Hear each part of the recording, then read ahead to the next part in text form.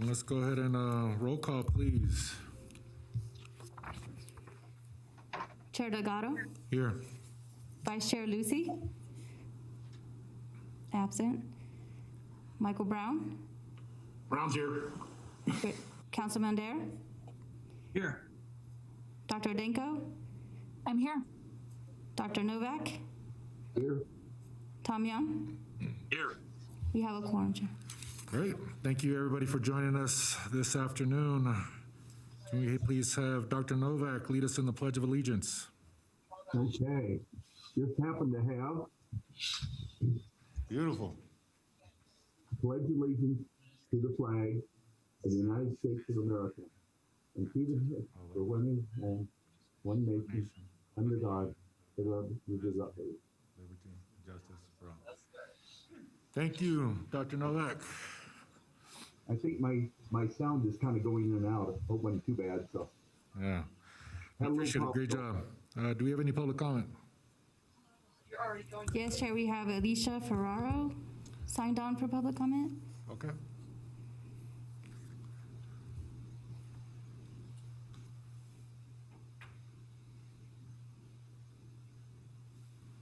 Ms. Ferraro, are you logged on?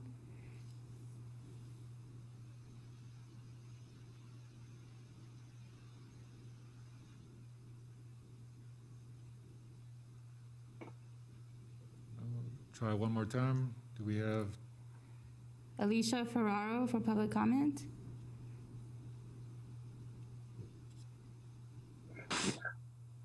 She doesn't seem to be logged on. Okay, we'll try again later. Any other public comment? No more registered public comment. See none. If Miss Alicia, we get her back, maybe we can get her at the end of the agenda as we move forward. We'll close public comment at the moment. Move on to item 4, approval for the agenda. Before we make any approvals, District Health Officer, do we have any changes to the agenda? No, we don't have any changes. No changes as presented. Can I please have a motion for the approval of the agenda? John, so moved. Second. Motion for Dr. Novak, second by Councilman Dare. All in favor? Aye. Aye. All opposed? Motion carries. Thank you. Move to item number 5, recognitions. Mr. District Health Officer, please. Thank you, Chair Delgado. Today, I'd like to begin with years of service recognition for Ms. Kelly Verling, our Public Health Nurse Supervisor in CCHS, and she's being recognized for 5 years of service. So thank you, Ms. Verling, for your service to the Health District and our community. We have a promotion to announce for Adriana Albarrán, who is promoted from a Human Services Agency office assistant to Health Office Support Specialist here at CCHS. So promotion and movement between the county Human Services Agency over to the Health District. So congratulations to Adriana on that. And then a retirement to announce, Krista Hunt, Environmental Health Specialist, retired on the 16th of April of this year, and she had been with the Health District 17 years, I believe. So I had the opportunity to attend her socially distanced retirement gathering on that date, and it was nice to have a good send-off for her. So, thank you. Thank you. Congratulations, Kelly and Adriana, and also congratulations, Chris, on your retirement. Welcome, everybody, and thank you for all the hard work you've done here with the Health District. Thank you, District Health Officer. We're moving on to item number 6, proclamation regarding the National Bike and Bike Safety Month and Washoe County Bike Month. District Health Officer. Thank you, Chair Delgado. I have the proclamation for the National Bike Month and Bicycle Safety Month and Washoe County Bike Month. And accepting the proclamation will be Yen-Ling Barnes and Esmeralda Chavez. Whereas promoting alternative forms of transportation such as bicycling helps to improve health and well-being while reducing emissions, traffic congestion, and America's dependence on fossil fuels. And whereas creating bicycle-friendly communities has been shown to improve quality of life by fostering community spirit, improving traffic safety, and stimulating economic growth. And whereas bicycle infrastructure in the Truckee Meadows offers great potential and opportunities to positively impact our recreation and tourism industry by making the region attractive to residents, visitors, and new incoming businesses who enjoy healthy lifestyles and the outdoors. And whereas Nevadans will experience the joys and benefits of bicycling during the month of May through educational and safety programs, community events, or going for an individual or group bike rides. And whereas the education of our entire community on the proper and safe operation of motor vehicles and bicycles sharing the use of streets is important to ensure the safety and respect of all users on Nevada roadways. And whereas the month of May has been declared National Bike Month since 1956, now therefore be it resolved that the Washoe County District Board of Health does hereby proclaim the month of May 2021 as National Bike Month and Bicycle Safety Month in Washoe County, Nevada, and Washoe County Bike Month, adopted this 22nd day of April 2021 by our chair, Oscar Delgado. Thank you so much, and I know that's on behalf of the entire Washoe County Health District Board. I know we all appreciate very much in celebrating bicycles and Bicycle Safety Month. Do we have Yangling Barnes or Esmeralda Chavez online? Yes, this is Yangling Barnes. Thank you so much for the proclamation. We are happy to have a whole month of May to celebrate Bike Month and encourage everybody to go out there and ride the bike and enjoy the good air quality and exercise and be healthy. Thank you. Thank you for bringing this forward, and we're happy to celebrate this. Thank you for all the work you do on behalf of our community, all our kids, all those that enjoy biking and getting us out there to enjoy our beautiful climate here in Washoe County. Do we have Esmeralda on the line as well, or? Yes, I'm here as well. Thank you so much for providing us with the opportunity to celebrate Bike Month. We'll be distributing to businesses and promoting the Commuter Challenge in the next few weeks. But thanks again. Of course, thank you again for all the hard work. We're glad to be great partners in this endeavor and making sure our kids stay safe. So appreciate so much you guys for doing this. Look forward to biking with my kids and seeing everyone else bike throughout the month of May and summer. Thank you, thank you. Any public comment on this one, Susie? No public comment, Chair. Yeah, thank you. With that, we'll close item number 6, move on to item number 7, consent items. Chair Delgado? Yes, Should be Ms. a vote for. Oh, I'm sorry, for exceptions. Yes, please. My apologies. Can I please get a motion for accepting the proclamation? Brown will make the motion. Second, Rika Danko. Brown and Rico, all in favor, say aye. Aye. All opposed? Motion carries. Thank you very much. You guys make sure you get out there and bike. Item number 7, consent items. District Health Officer. Thank you, Chair Delgado. We have the consent items that are noted on the agenda. And these are matters which the District Board of Health may consider in one motion. Any exceptions to the consent agenda must be stated prior to approval. Anybody like to pull any items from the consent agenda? Seeing none, any public comment on the consent items? No public comment, Chair. That being said, can I please have a motion regarding all consent? Young, I move to approve the consent agenda. Motion? Second, Rika Danko. Second, Rika Denko. All in favor, say aye. Aye. All opposed? Motion carries unanimously. Thank you very much. Moving on to item number 8. REMSA 8A. Do we have Mr. Dean Dow with us?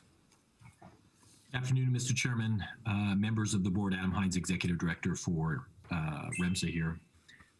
In front of you, or you should have received a copy of our March compliance report, and I'd be happy to answer any questions that you may have. Any questions for Mr. Hines from the board? Seeing no comment from the board, any public comment? No public comment. Can I get a motion to accept the report?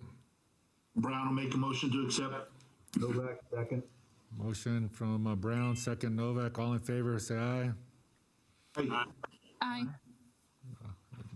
Motion carries unanimously. Item 8B, we got Ms. Jobson with us regarding the update for REMS's public relations. Good afternoon, Mr. Chairman, members of the board. Alexia Jobson, Public Affairs Manager for REMSA for the record. Of course, you have for your review the Public Relations Report from March and a few more recent updates to share with you today.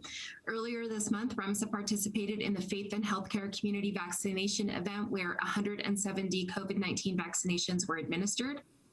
Also, our Executive Director of EMS Operations, Erin Abbott, was featured in an interview earlier this week on KRNV about opioid overdose and signs and symptoms and what people should do if they suspect an overdose in a friend or family member. And then finally, on April 14th, REMSA participated in the virtual EMS on the Hill Day, where our leaders had the opportunity to speak with members of Congress or their staff about topics that are important to EMS and federal legislation that can have a meaningful impact on the work that we do here in this community every day.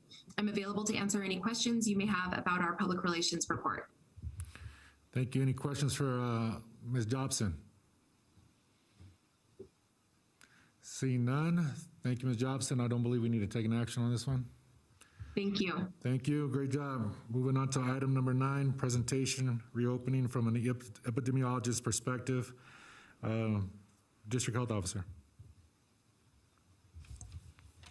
Thank you, Chair Delgado. This is a presentation that we have from Dr. Nancy Dow and Heather Kerwin in epidemiology and public health preparedness. This was requested by Vice Chair Lucy. I remember that. Looking forward to it. Since he's not here, would you guys like a continuance of this item or like to ask in the board, or would you like to hear the item today? I'd like to hear it. I think it's very timely and would be valuable. Okay. So I just had a consideration. So let's go ahead and hear it. Thank you. Dr. Dow.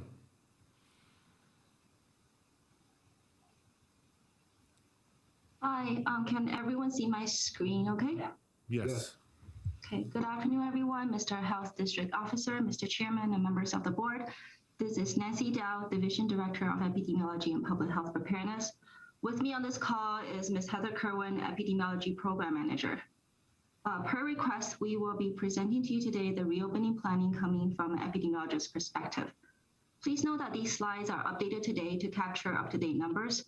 This updated version will be uploaded after this meeting.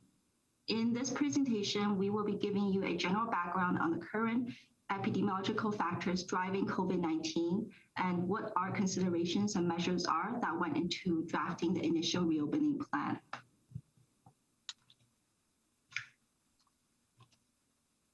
To start off, this is today's Washoe County COVID-19 dashboard.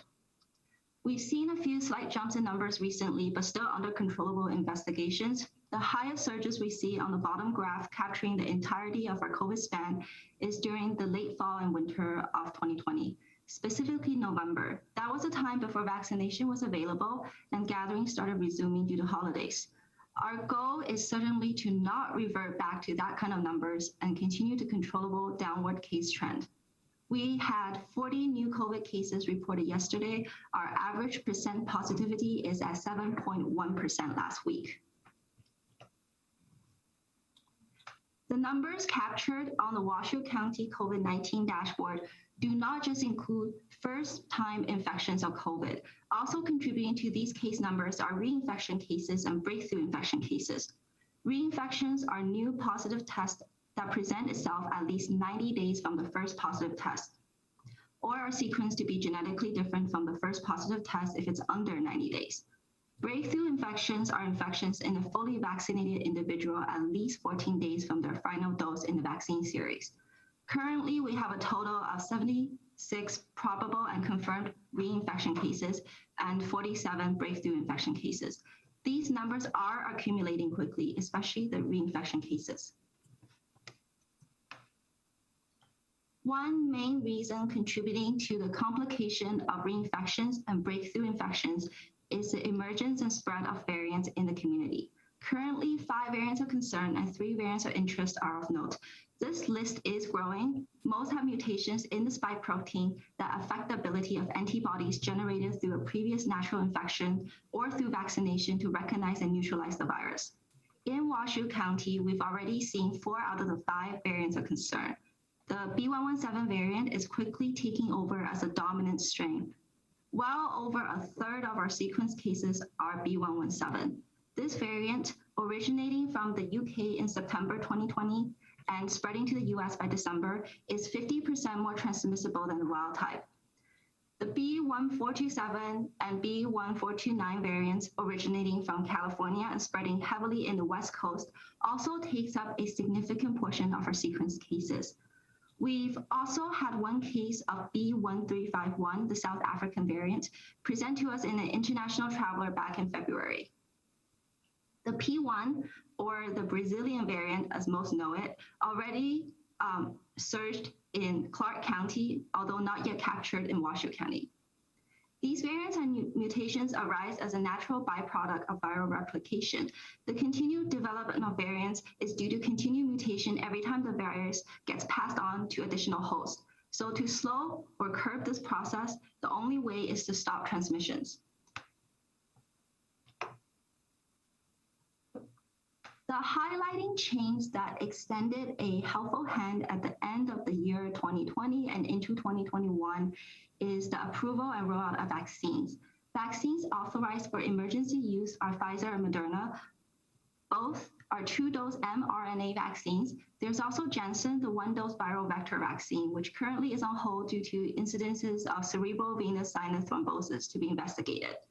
Washoe County currently has about 30% of our adult population 16 years or older fully vaccinated. Since the beginning of the pandemic, and more so with the availability of vaccines, the word that keeps on getting questioned is herd immunity. Herd immunity or population immunity is the indirect protection from an infectious disease that happens when a population is immune through either vaccination or through immunity developed in a previous infection. There's no universal number for herd immunity. Different diseases have different herd immunity thresholds, and this is learned from extensive studies of the disease pattern and corresponding vaccines over time. For instance, herd immunity against the super contagious measles require about 95% of the population to be vaccinated. Polio, on the other hand, has a threshold of about 80%. Now, COVID-19 is fairly new, and because the continuous change is going through, there's no absolute herd immunity threshold. Early in the year 2020, studies that modeled international spread and infection reproduction predicted that at least 70% of the US population need to be immune for an acceptable herd or population immunity. The general quotes from the scientific authority can range even higher, up to 80 or 85%. Year 2 of COVID brought us the good news of vaccines, but also brought us the bad news of growing variants. With the variants coming into play, we predict a higher level of population immunity would be necessary before safe operations. What we do know, and as emphasized by the World Health Organization, is that population immunity should be achieved through vaccination, not natural spread. Washoe County Health District was the first health authority in the nation to identify a case of reinfection, and with our current reinfection numbers adding, it's indicating to us that protection from natural infections of COVID are not yet proven to be lasting or sufficient. Studies have shown that immunity gained through vaccination is stronger than that of natural infection. Thus, CDC recommendation is that people who have had COVID-19 through natural infection should still get vaccinated. The key to population immunity has been that if a person became infected, there are too few susceptible hosts around to maintain transmission. If we allow for increased transmission opportunities before sufficient immunity, another surge is to be expected, setting us back in all the progress we have achieved thus far. Here on the topic of herd immunity, vaccine necessity, variants, and the dangers of premature lifting of COVID safety measures, I have to throw in the cautionary tale of Manaus, Brazil. Manaus, the capital city of the Brazilian state of Amazonas, was hit so severely with COVID at the beginning of the pandemic to the point that it was estimated about 66% of the population had been infected by SARS-CoV-2 in June 2020. And by October 2020, the seroprevalence has risen to 76%. Between May to November, there was a significant decrease in case numbers, and these remain stable low numbers, likely attributing to the high seroprevalence in the community. Many has made this an example of herd immunity, and with this, the government relaxed COVID-19 control measures more and more, and then in later December and into January, Manaus saw a huge resurgence in cases that will not stop rising. Several factors can explain this. Immunity gained through natural infection likely begun to fade by December 2020, as shown by decreases in antibody titers observed in blood donors, reflecting a loss of immune protection. Also, the end of December 2020 saw the introduction of the infamous Brazilian variant P1. Under relaxed COVID protection measures, the P1 variant quickly took over in January 2021 as the dominant strain in Manaus. Now, closer to home, we're currently observing the recent surges of COVID cases and hospitalizations in Michigan. Michigan was having a higher adult population percentage vaccinated than Washoe County, but not high enough for population protection. School openings and large event gatherings combined with well over 50% of the cases being the B117 variant, Michigan's death rates are equally matching the increased cases. As we juggle with the ever-adapting variants and uncertainties in natural infection, we must understand the importance of gaining high enough immunity in the population before getting too complacent and pulling back prematurely. Especially as immunity grows in a population, higher rates of immunity can create selective pressure, which would favor variants that are able to infect people who are immunized.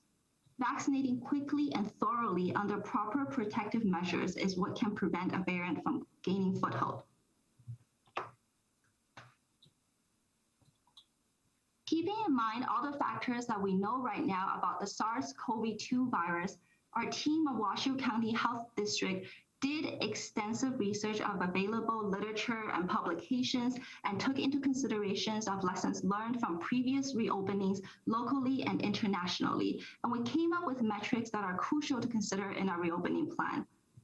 Knowledge of the infection status is important.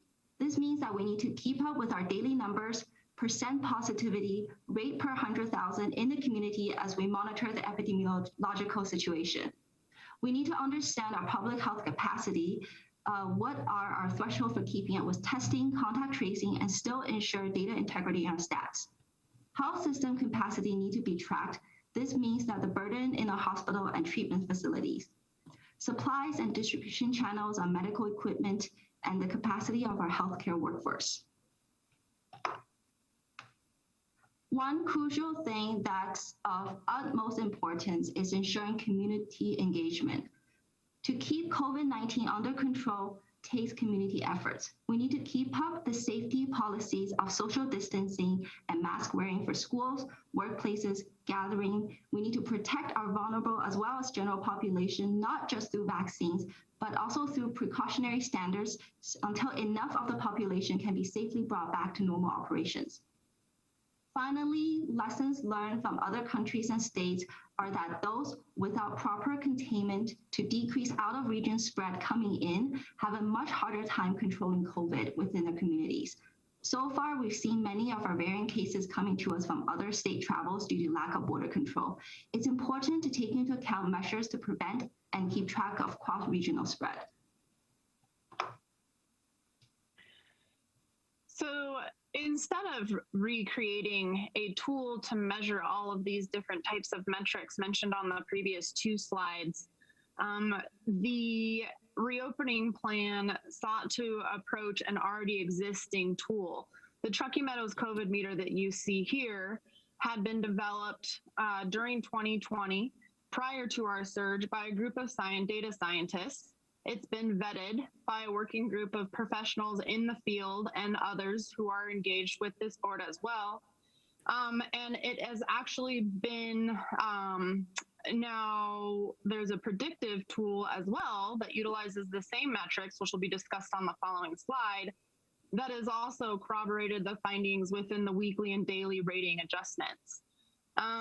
You can see here, if this is new to you, there is a weekly rating and a daily rating. The daily cumulative model score is, of course, updated daily. And then depending on what the prior 6 days showed, if there was an increase in 3 of those days, the meter will stay or increase to that subsequent color and or corresponding number. And it's quicker to come up than it is to decline. It needs to have 5 days with a decline in order to then go down in a level for the weekly rating. And this is a pretty nice and easy to understand model because it mirrors very closely fire danger or air quality with the range of colors and corresponding scores. In the following slide, we have the indicators that go into this risk meter. One of the challenges whenever you're looking at indicators and trying to come out with an outcome, you can have an indicator go up while another indicator goes down. And if you don't have mathematical modeling to account for those fluctuations and adjustments across various data feeds, it can become quite cumbersome to appropriately interpret trends. So there are 3 what we call more leading indicators, and those are the ones across the top. They include risk assessments, which are, of course, if anybody wants to be tested through Washoe County Health District, they go online or they call the call center and they fill out a risk assessment and they obtain the ability to schedule for a test. And while the risk assessments are not accounting for every single person who is requesting a test across our community, it is a great proxy and does track well with other large testing sites, including Renown. The test positivity, which is a pretty familiar term, the number of tests that come back positive in any given day over the total number of tests that were conducted. This test positivity number is generated by the state and takes into account 14-day period. The daily number of new cases per 100,000. This is just showing us how many cases, are newly reported here in Washoe County among our Washoe County residents. And then we have the other 2 indicators, and each of these 2 indicators, COVID medical interventions and hospital bed use and capacity, each actually have 2 metrics within them. So these bottom 2 indicators here are actually comprised of 4 indicators, and they look at the COVID inpatient, COVID ICU, bed capacity, and ICU capacity, all rolled into those there. So we did not want to overlook, again, this helps take into consideration the burden on our medical system and our healthcare system as a whole. Our vaccine efforts are continuing. We are monitoring, of course, with state in conjunction with statewide data, the vaccine efforts, the number of people who have initiated vaccine, who have fully completed vaccine, and are looking at the demographic and trend data by zip code, race, ethnicity, looking to see once we start reaching that saturation threshold of where we're not filling appointments as quickly as we had been in the earlier months, looking where we can do some more targeted outreach and pointed engagement with populations. And of course, with the help of REMSA and now Washoe County Health District, we are doing homebound vaccines as well and have been since the early days. And so our homebound vaccine efforts do continue. And our vaccine efforts are really essential, again, reiterating what Dr. Dow had said, to be able to contain that infection and minimize the cross-border infections that might be brought into our community here. The reopening plan had proposed a phased reopening in accordance with the percentage of the population vaccinated. In that left-hand column there, you'll see 60% vaccination with a pretty stable or low-level COVID meter. We were looking to reduce the social distancing for both indoor and outdoor spaces, along with mask wearing continuing. And then, of course, the goal of 75% vaccination in conjunction with a stable or green meter indicating, not a lot of disease transmission occurring. that the social distancing requirements would return to pre-COVID.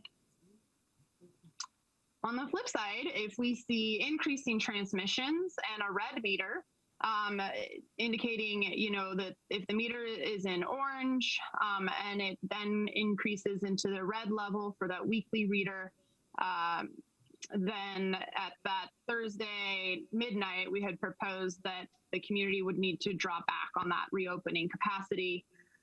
Subsequently, if our new case count threshold reached a capacity that was over our ability for case disease investigation and contact tracing, hospital burden, that 100,000 new cases at 625 new cases per 100,000 over a 30-day period, which is one of the Governor Sisolak's criteria that are measured as well, then we would also have additional restrictions. So what are we doing here locally to help prevent and be prepared for future surges if they were to happen? We've been partnering with the Nevada State Department of Health and Human Services and CDC to create a platform within the REDCap system. REDCap is a CDC secure system that is designed for a lot of different utilities, but it does have a case investigation and contact tracing platform or project rather that can be automated. Ideally, once we get this stood up, if we were to surge again and we were not able to reach every case that was reported to us, we would be able to send out an automation through text messaging, SMS messaging, and someone who tested positive would be able to click on a link and then be able to fill out the bare minimum information in a secure fashion so that they wouldn't necessarily require a phone call with us. But then we could still notify their contacts that they entered as having, as those persons having been exposed.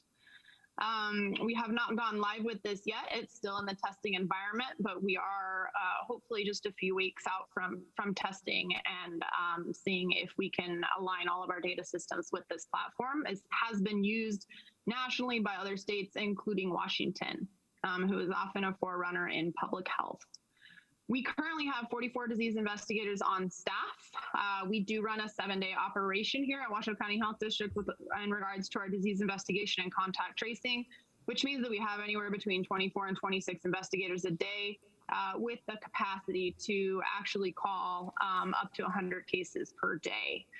We also want to promote and recognize the COVID Trace phone application. I know that the Nevada State Department of Health and Human Services and the Governor's Task Force has been promoting this as well, but this is an app that you can download on your phone. And then if you do test positive here in Washoe County or anywhere in the state, you would get your test on your phone in that platform. If you give it permissions to, you can view your test results. And then if positive, you can actually say that you want to send an anonymous notification to persons that may have been around you during the time that you were infectious, and that's done through anonymous GIS locating on our phone. So if you're familiar with your phone, you have your location on, it's constantly pinging with other people around you with their cell phones as well. So that's in a nutshell, kind of an overgeneralization of how that application does work. We're also, we have created some internal monitoring measures. None of these are formal, but we are exploring different ways to identify potential geographic areas, populations, case connectivity that indicate a surge in an area so we can take a deeper dive and look and see what's going on. We are in great collaboration with the Nevada State Public Health Lab looking at genetic monitoring, which is done easily if you're tested here at Washoe County Health District because of our laboratory partners. We do genetic monitoring for breakthrough infections, for reinfections, and then of course for variants of concern. We are also contacting returning international travelers. Then we receive flight manifests from the Division of Global Migration and Quarantine. This started back in early of 2020. When we were monitoring travelers returning from China back in January, February, and March. And so it's through those same means that we are now contacting everybody who's returning from international travel, who's reported to us through the Division of Global Migration and Quarantine, and letting them know of the expectations, CDC recommendations in alignment with international travel. Of note, those who are fully immunized and vaccinated for SARS-CoV-2 do not have to quarantine after they return from international travel. We also work diligently every day to make sure that our data integrity is of high quality. You know, we're looking at over 45,000 case records in less than 2 years, or even 18 months rather. And that's a large volume of data. Not all of our country was prepared with software platforms to be able to capture all of the different elements of SARS-CoV-2 that are being explored by the scientific community.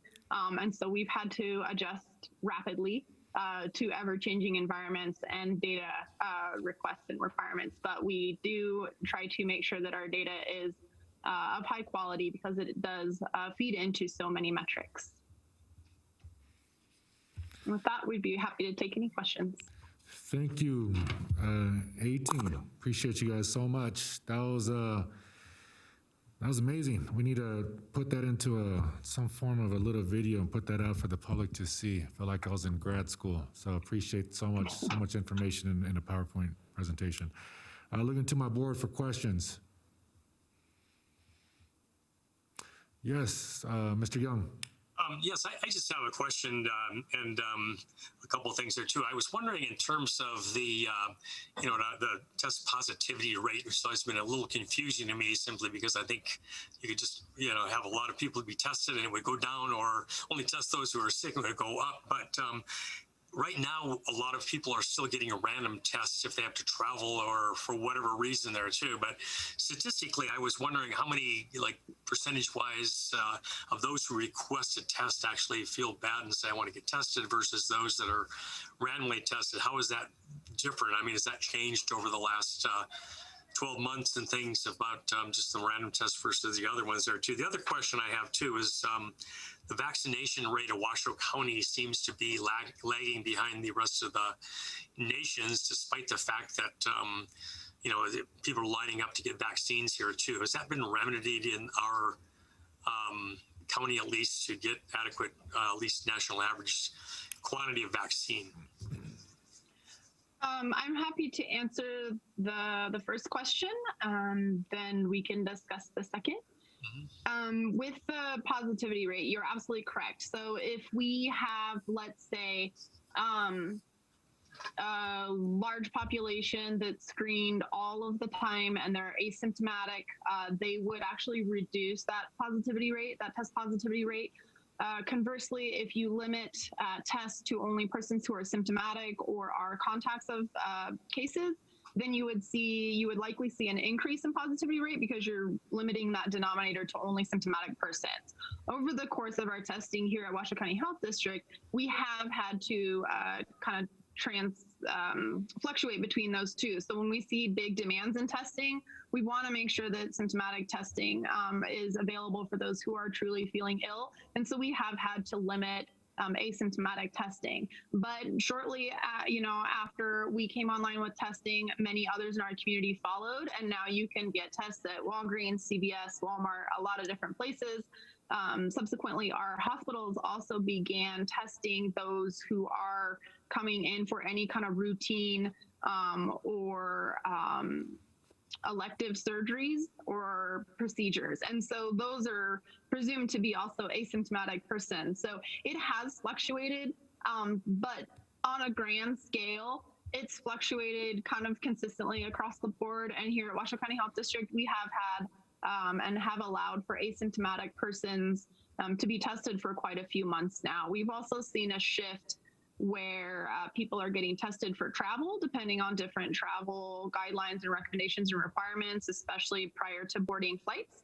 And so that has shifted it as well. And then, of course, when there's big groups of people who are exposed, we also see a big push for testing.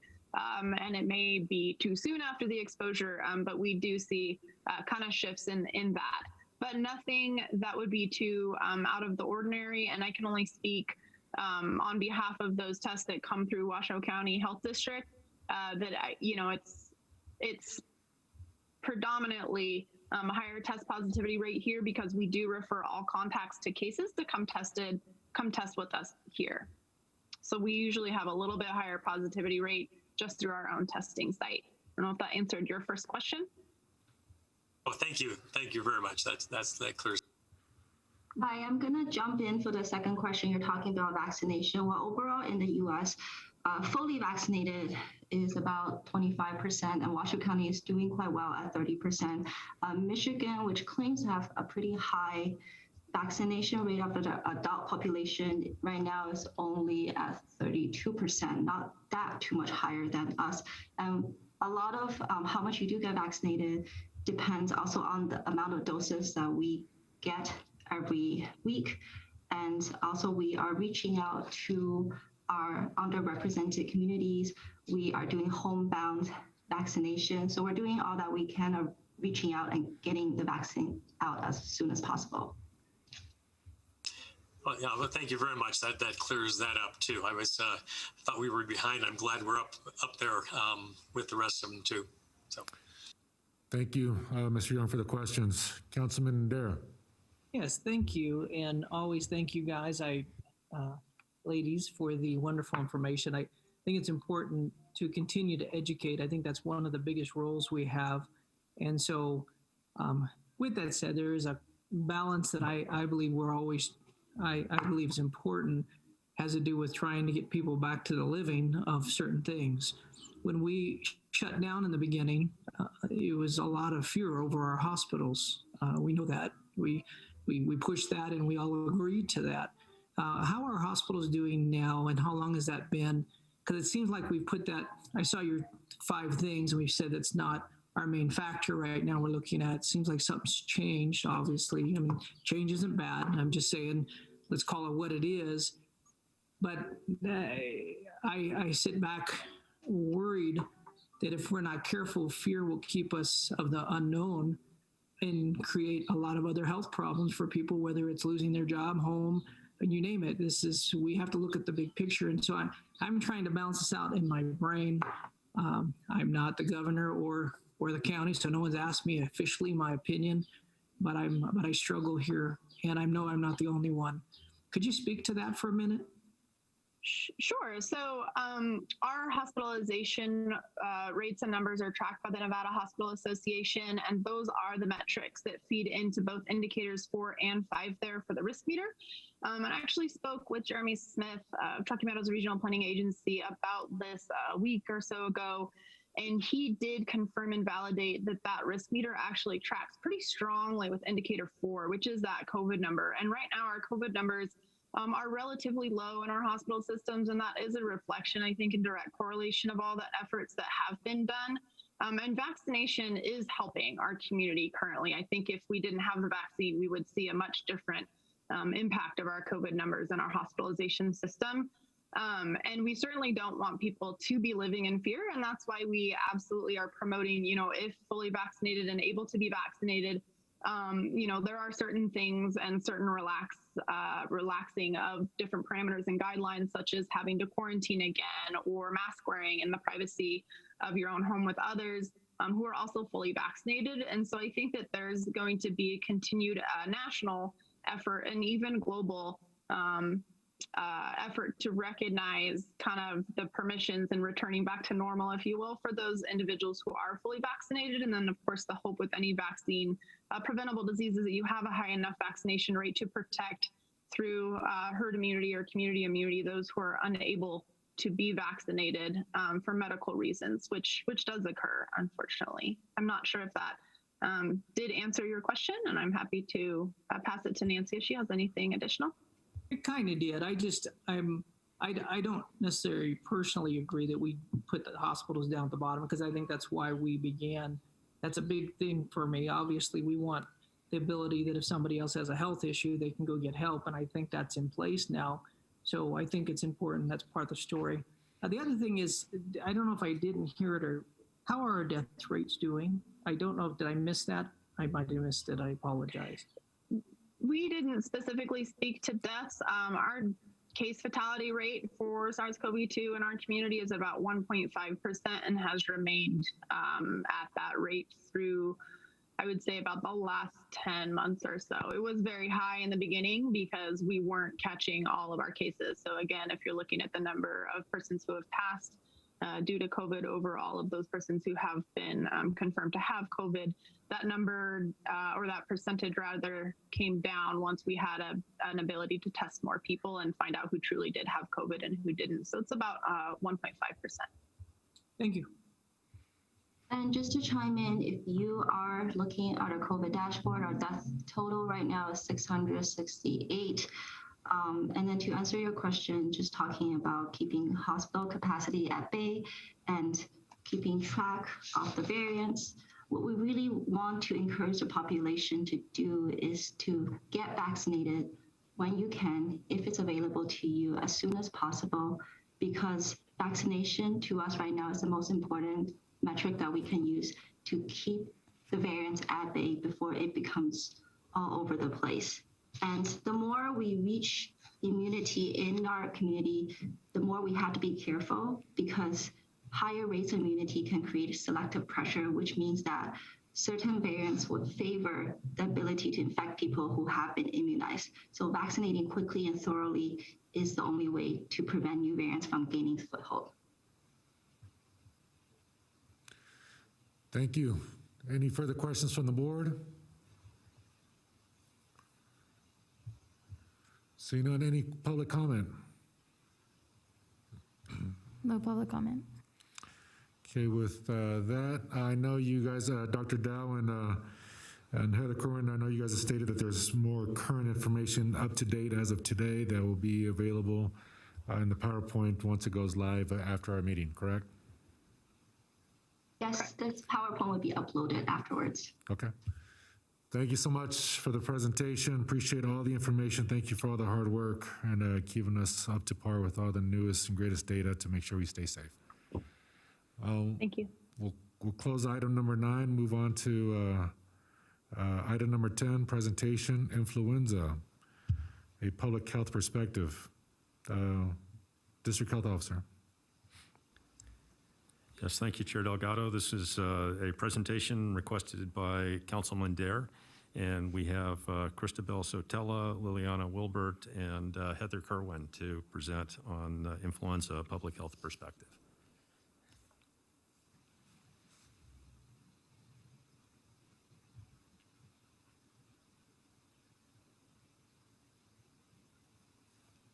Forgot to take myself off mute first. Okay. Ms. Kerwin, you're muted right now, I think. Thank you.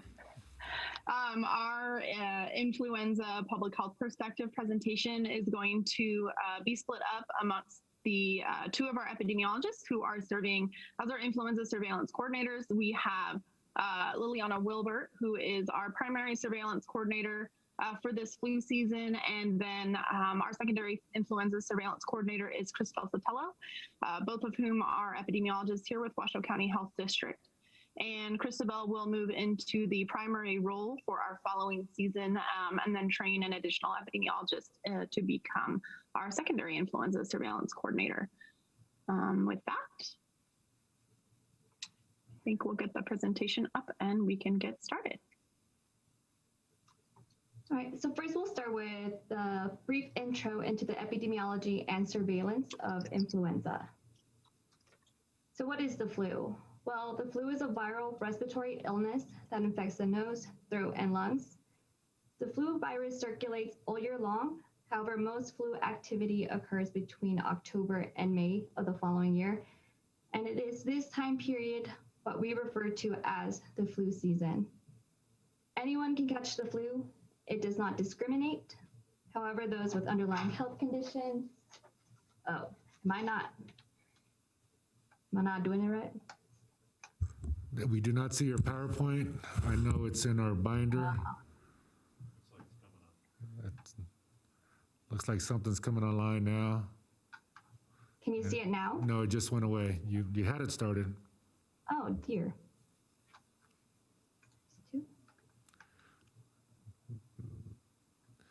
If you could do the full screen, we're seeing all the slides adjacent to the main slide. There you go. Perfect. Thank you. Woohoo! That was just a trial run. It's a warm up. So let's see. Heather already gave us a nice intro. So with the flu, I'll go over again. So what is the flu? The flu is a viral respiratory illness that infects the nose, throat, and lungs. It does circulate each year, and it can occur any time of the year, but it is between October and May of the following year that we see flu activity increase, and it is this time period that we refer to as the flu season. Anyone can catch the flu. However, those with underlying health conditions, such as the elderly, children under the age of 5, and pregnant women are at a higher risk for complications.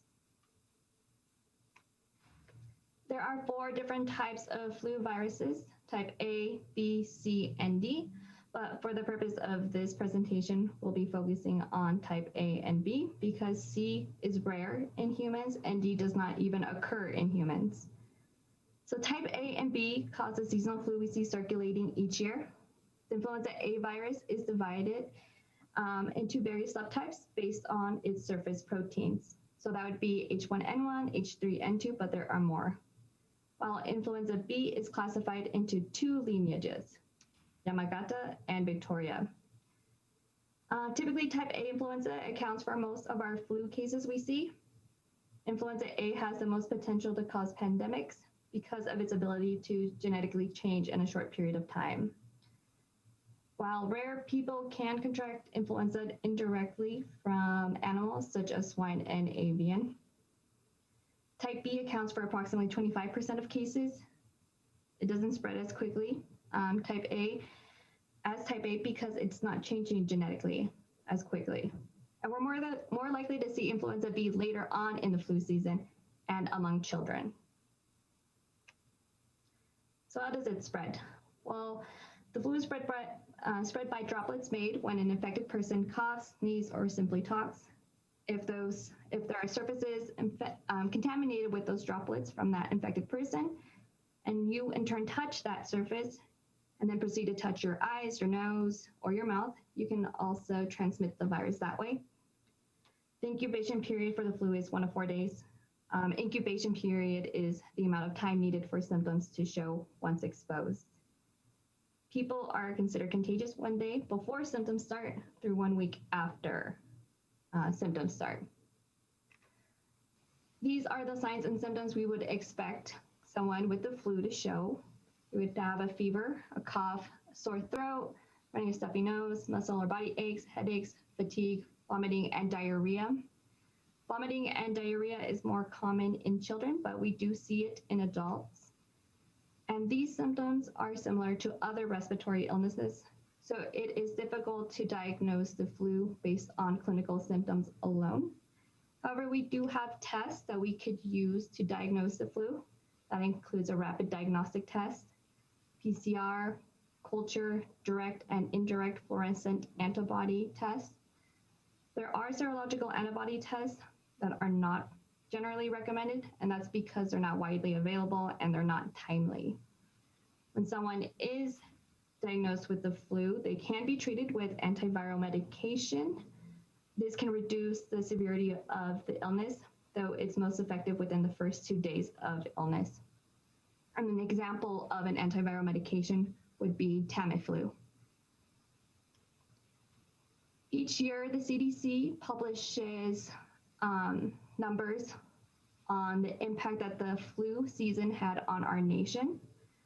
The preliminary estimates for the previous flu season states that there were 39 to 56 million flu illnesses, 18 to 26 million flu medical visits, 410 to 740,000 flu hospitalizations, and 24 to 62,000 flu deaths. And with that, I will turn it over to Liliana Wilbert, who will discuss the flu surveillance portion. Thank you, Christabel. So the estimate of the national burden that was just discussed is possible because of surveillance efforts. Surveillance is conducted at the international level by the World Health Organization. Nationally, each year the CDC estimates the burden of influenza And at the local levels, which here at Washoe County Health District, we collect ILI, influenza-like illness, and influenza data from stakeholders like the Nevada State Public Health Lab and participating Sentinel providers. Additionally, there is cross-hemisphere influenza surveillance that plays a role in the upcoming seasonal predictions of the viral strains and to make estimates on the vaccine production. Next slide, please.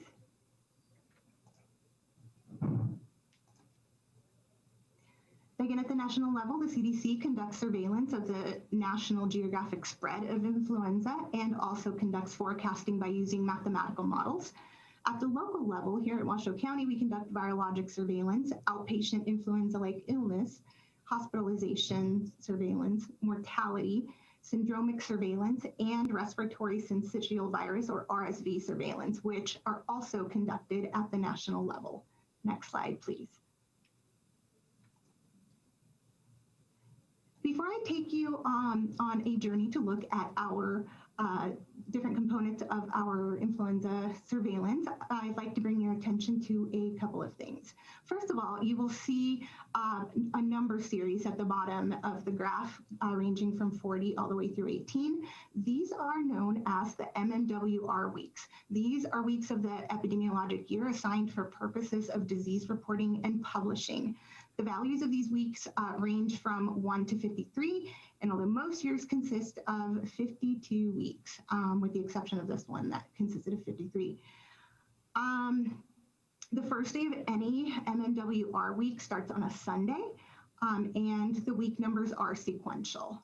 The second thing I wanted to bring to your attention are Sentinel providers, which these are providers in the community that conduct the surveillance or collect data for influenza-like illness, or ILI, by reporting these numbers of patient visits. Currently, there are 12 Sentinel sites who submit this data on a weekly basis during the flu seasons.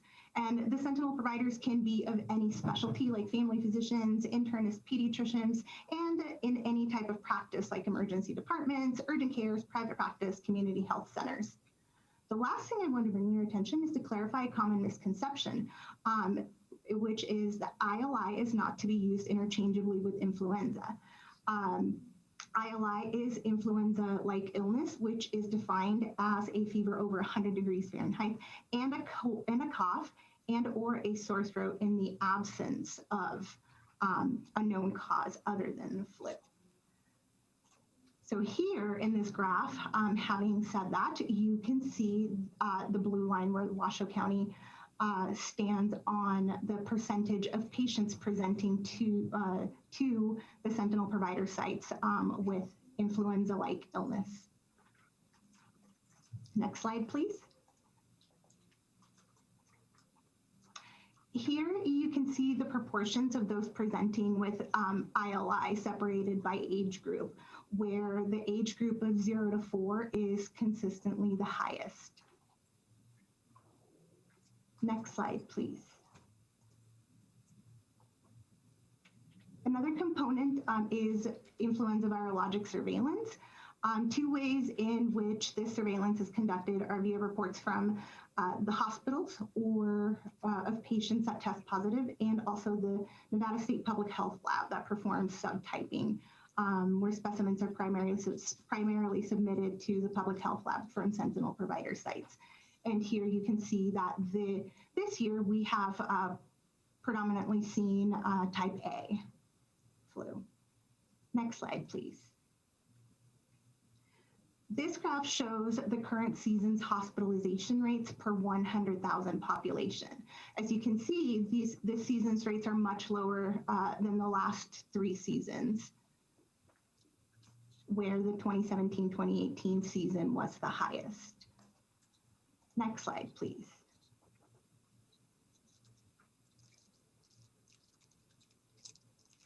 Another component of our influenza surveillance are our syndromic surveillance, which consists of over-the-counter medication sales and emergency department and urgent care syndrome surveillance. So the graph on the left depicts over-the-counter medication sales. And here we conduct surveillance specific to influenza by focusing on unpromoted sales of over-the-counter medications that treat cold and cough. Now the graph on the right is from Essence, a system that collects emergency department and urgent care data, which can provide early warnings of illness of public health concerns. And it does so by tracking patient chief complaints in emergency departments and urgent cares before a diagnosis is confirmed. So this season, we are able to monitor influenza-like illness syndrome and the COVID-like illness syndrome, which is the overlay you're seeing in the graph. Next slide, please.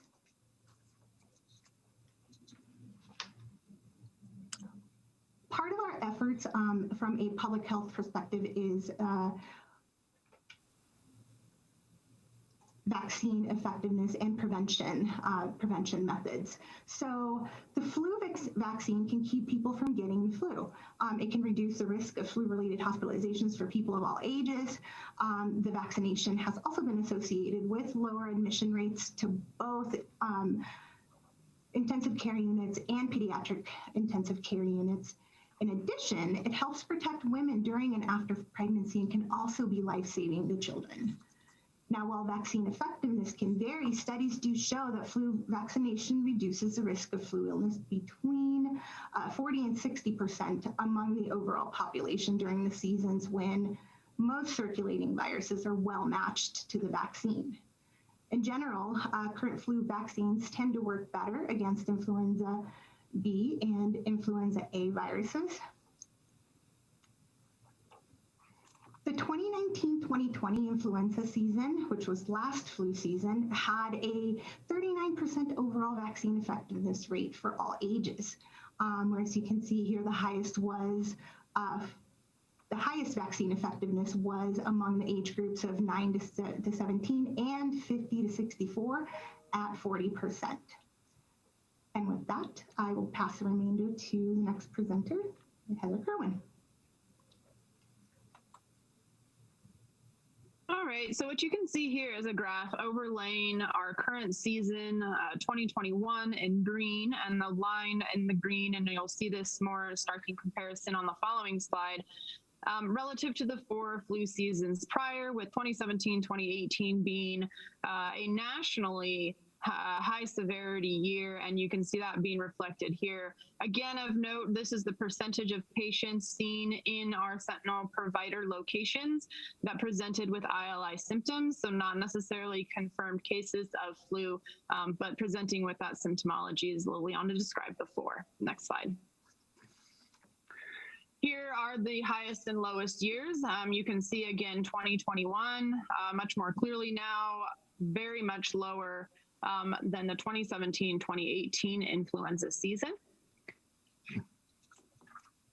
And in predicting the influenza, if you transition to the next slide, how we do this is through utilization of Southern Hemisphere data.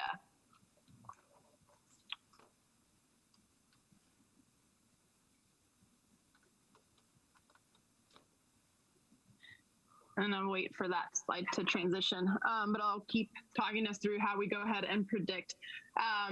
The Southern Hemisphere, of course, is experiencing their winter months prior to the Northern Hemispheres, and the Northern Hemisphere's flu season is very much mirrors what goes on in Southern Hemisphere. So we're kind of lucky in a way that we get to watch what happens there.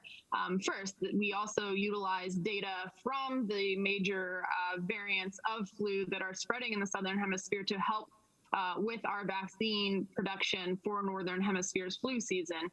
The 2021 season was not as easily predictable, and this was for a whole series of reasons. Of course, early 2020, when the pandemic first hit on a global scale, there was a dramatic shift in how patients actually interacted with providers, with many of our providers transitioning to telemedicine or outside visits, not necessarily bringing patients into waiting rooms together, or into individual rooms.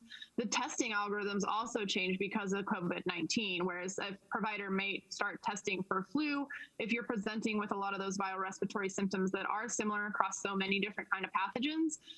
But now the rule out testing looked for COVID-19 first before testing for other pathogens. And of note, our Sentinel surveillance providers do submit all of their specimens to the Nevada State Public Health Lab. And the Nevada State Public Health Lab does do a concurrent testing of both COVID-19 and influenza. We've had fewer than 5 co-infected cases, meaning they've had both flu and COVID.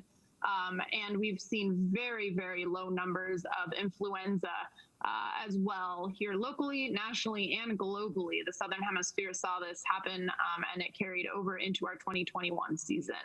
We also have, of course, our implementation of the non-pharmaceutical interventions. And so these are things like mask wearing, social distancing, hand washing. They all help prevent a myriad of pathogens.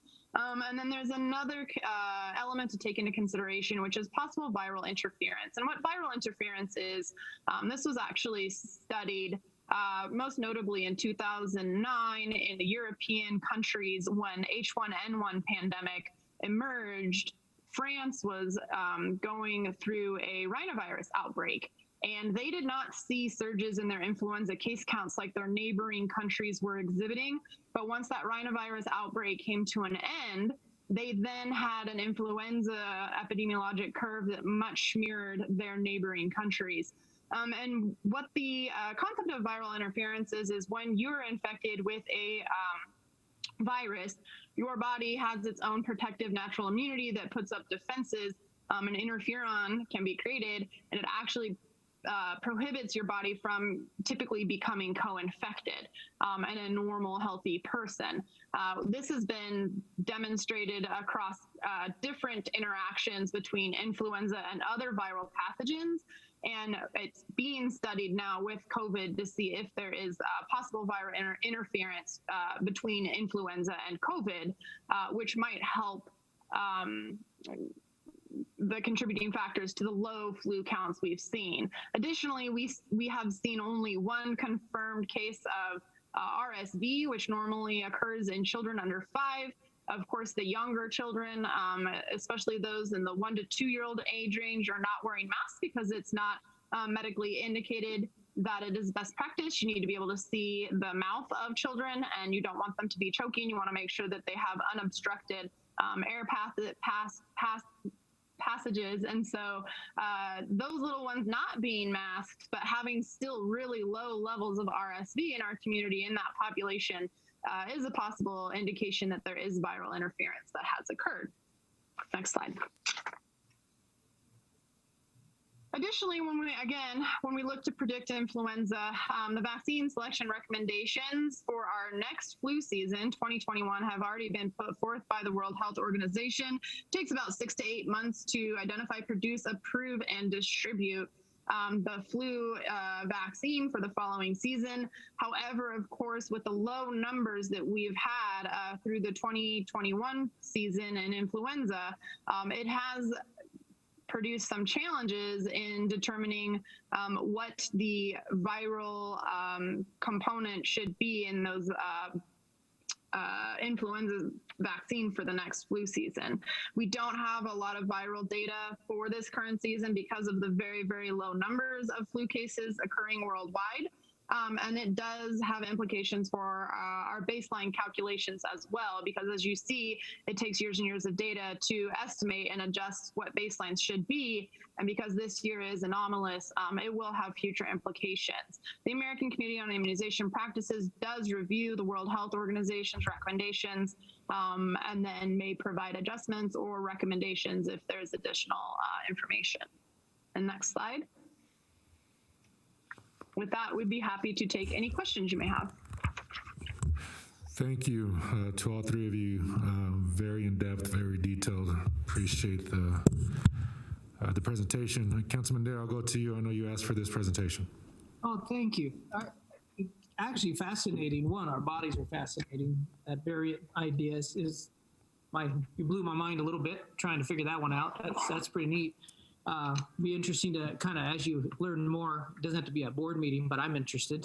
So if you have that, I do have a question. So as we move forward, there's going to be vaccine fatigue conversations going on as well. People are not going to want to get, I mean, I'm not telling them what they want to do, but I know we're pushing to get this vaccine out. So what's our plan a little bit on trying to make sure we stay ahead of this? Obviously, it's low, which is nice. In that, but I just kind of looking, we've been focused on that for so many years, and are we seeing a new focus now that we just need to focus on this other, because obviously it's a bit more deadly in nature, and I don't know, what's your thought on that? I don't know that we would do dramatic changes in how we promote and provide our influenza vaccine. For our seasonal prevention, it is important to receive it each year, specifically, or especially if you're among one of those more vulnerable populations, so children, elderly persons, and those who have health conditions that may put them at a higher risk for severe complications. And so, there may be actually some best practices that we've learned from our COVID vaccination efforts that might actually help us with future influenza vaccine years. But there haven't been any kind of national recommendations for how you might change and promote that differently in the upcoming flu season. But I suspect, as you indicated, it is going to be an increasing challenge because of the conversation around vaccine and vaccine fatigue in general. Thank you for the information. It was good. Any other questions from the board? Any public comment? No public comment. No public comment. We don't have to take a motion. It's a presentation. Thank you to all three of you again. Very detailed.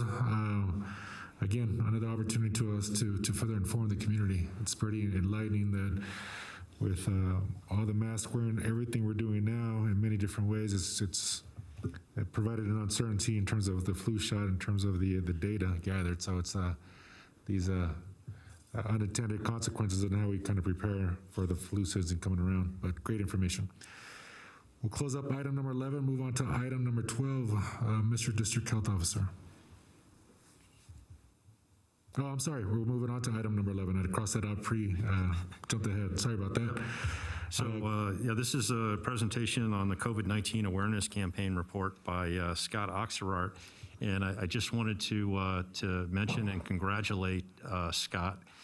Today, PRSA announced that he will be recognized with the COVID-19 Communications Champion Award at their Silver Spike Award ceremony. I believe that's happening on May 13th. So congratulations to Scott, and he's got a presentation for us on the awareness campaign. Congratulations, Scott. Understanding his nickname is Ox. Is that correct? Hopefully that's going to be on your medal. Good job. Thank you. Yeah, I have been known to go by that name before. So thank you, Kevin. And thank you, Board Chair Delgado. For the record, Scott Oxerart, Communications Manager for the Washoe County Health District, and also the lead for the Joint Information Center for the COVID-19 response for Washoe County. First, I'd just like to thank you all for your support over the last 15 months from a communications standpoint.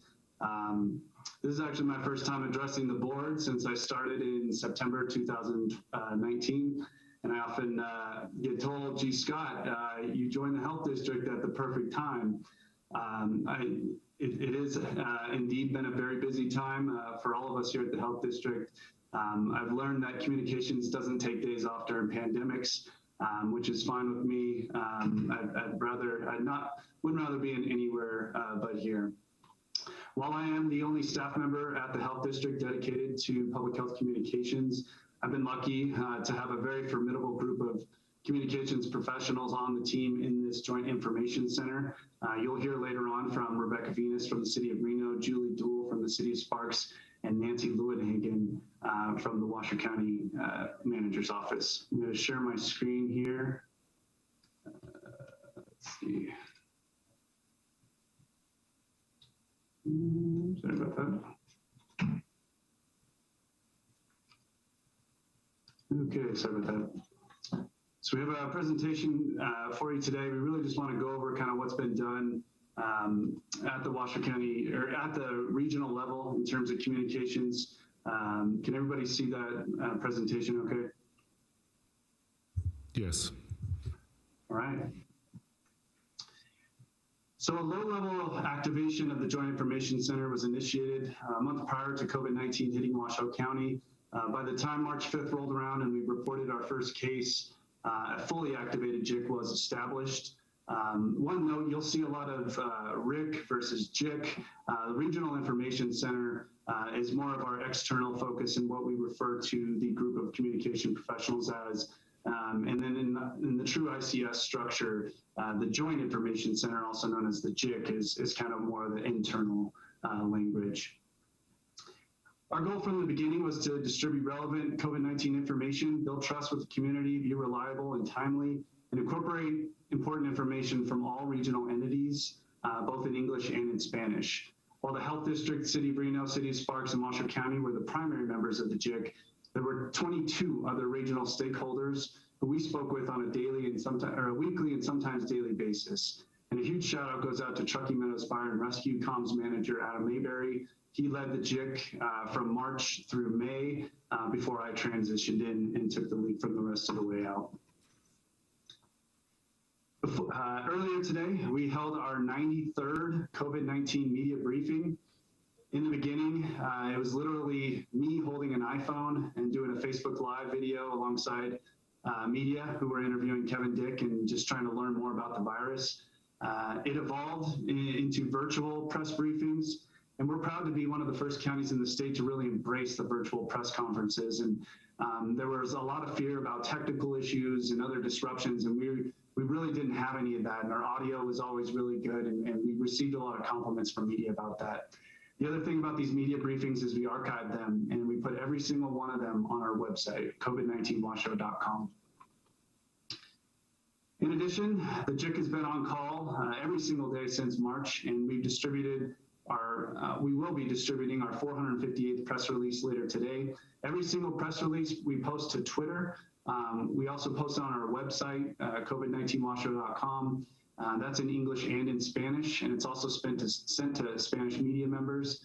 And a quick shout out to Susie Valdespin from the Health District, who has spent a considerable amount of time translating each of these public information pieces for us. We very much appreciate her work through this. So we discovered that we needed more ways to communicate with people directly. In addition to the daily updates, social media, and website, we decided to take control of the narrative a little bit more and send out information straight to residents.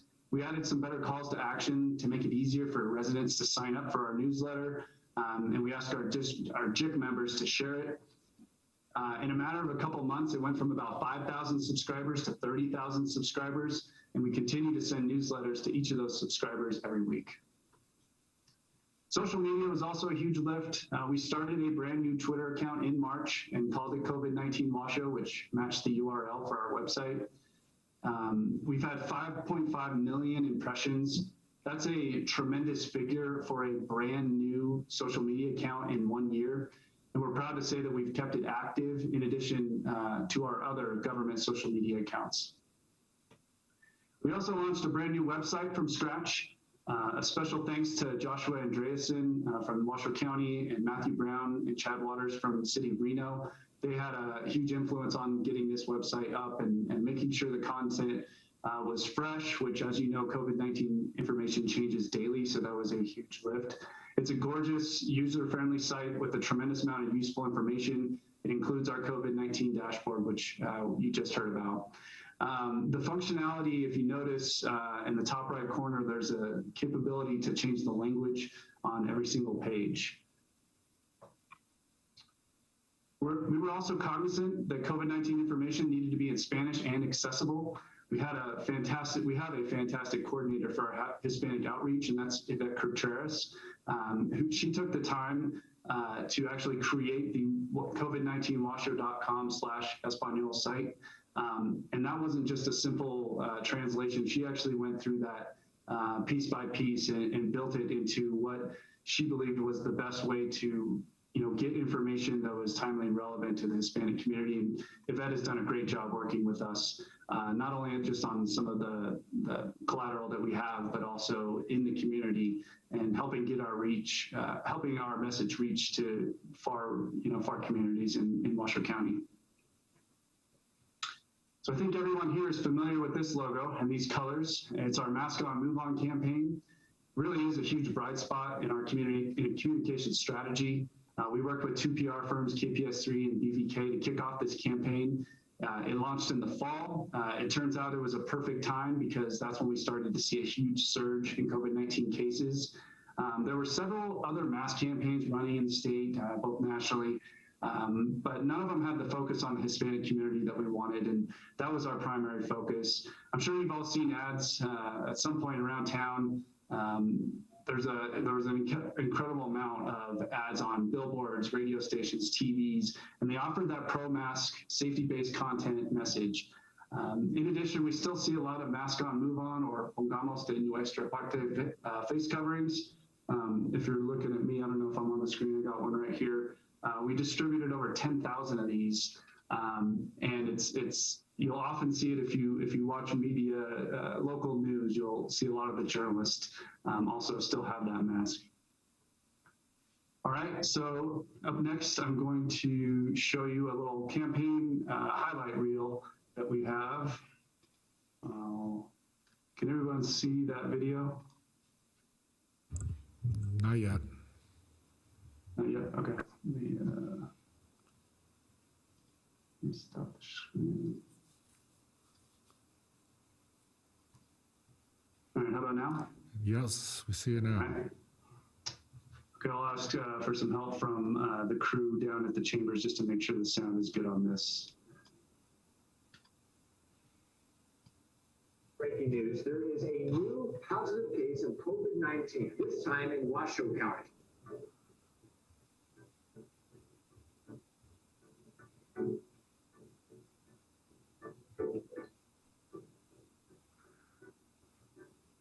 We can't hear anything.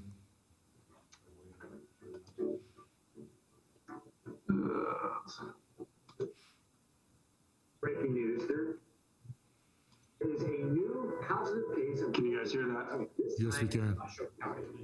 But it's not, we're not watching the video. Scott, do you want me to play it? Yes, please. Yeah, Susie, if you could do that. Sorry about that, everybody.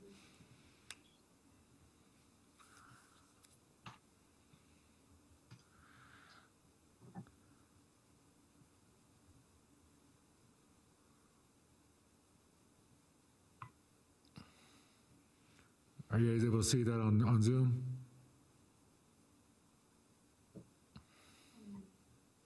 Oh, you're transferring, sorry.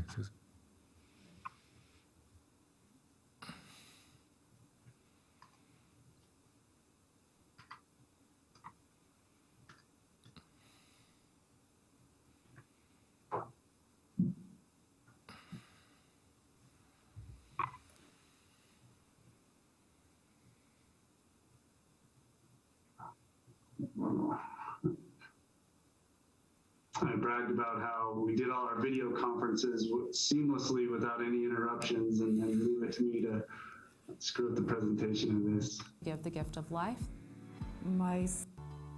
There it goes.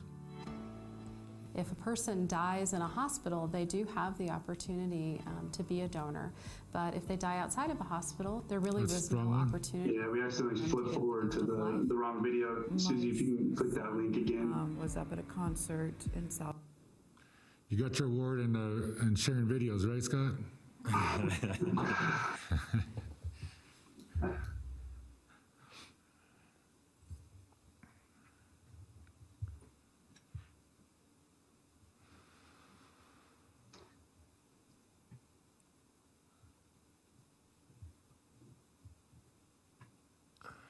guess while we're waiting, I can just talk about just the campaign in general. KPS3 had a huge impact in this campaign. The bottom line is, the campaign shifted the behavior of residents in Washoe County. And it did so in a voice that was more representative of the community. The look and feel, the messaging was really just geared towards the community. It wasn't meant to be, instructive or demanding. It was really to show the stories that COVID-19 was having on the community and the people that were, really following the mask mandate and how it was helping them. Looks like we might have it right now. Video. Breaking news, there is a new positive case of COVID-19, this time in Washoe County.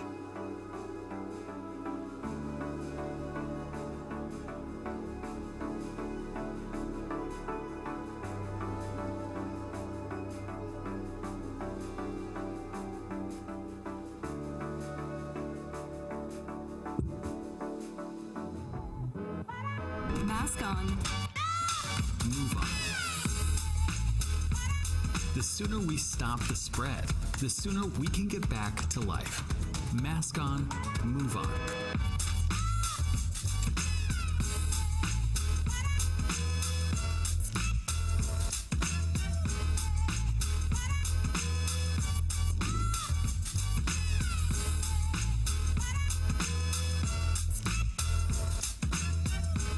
Avoid large crowds, shop online, and support local businesses.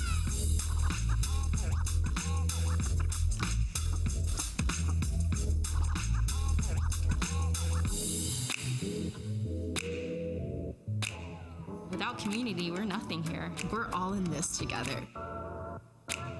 Remember local. Remember us. The easiest way to be a superhero is putting a mask on. Cases, hospitalizations, all going down. Next tonight, the coronavirus and cases falling while restrictions are being lifted.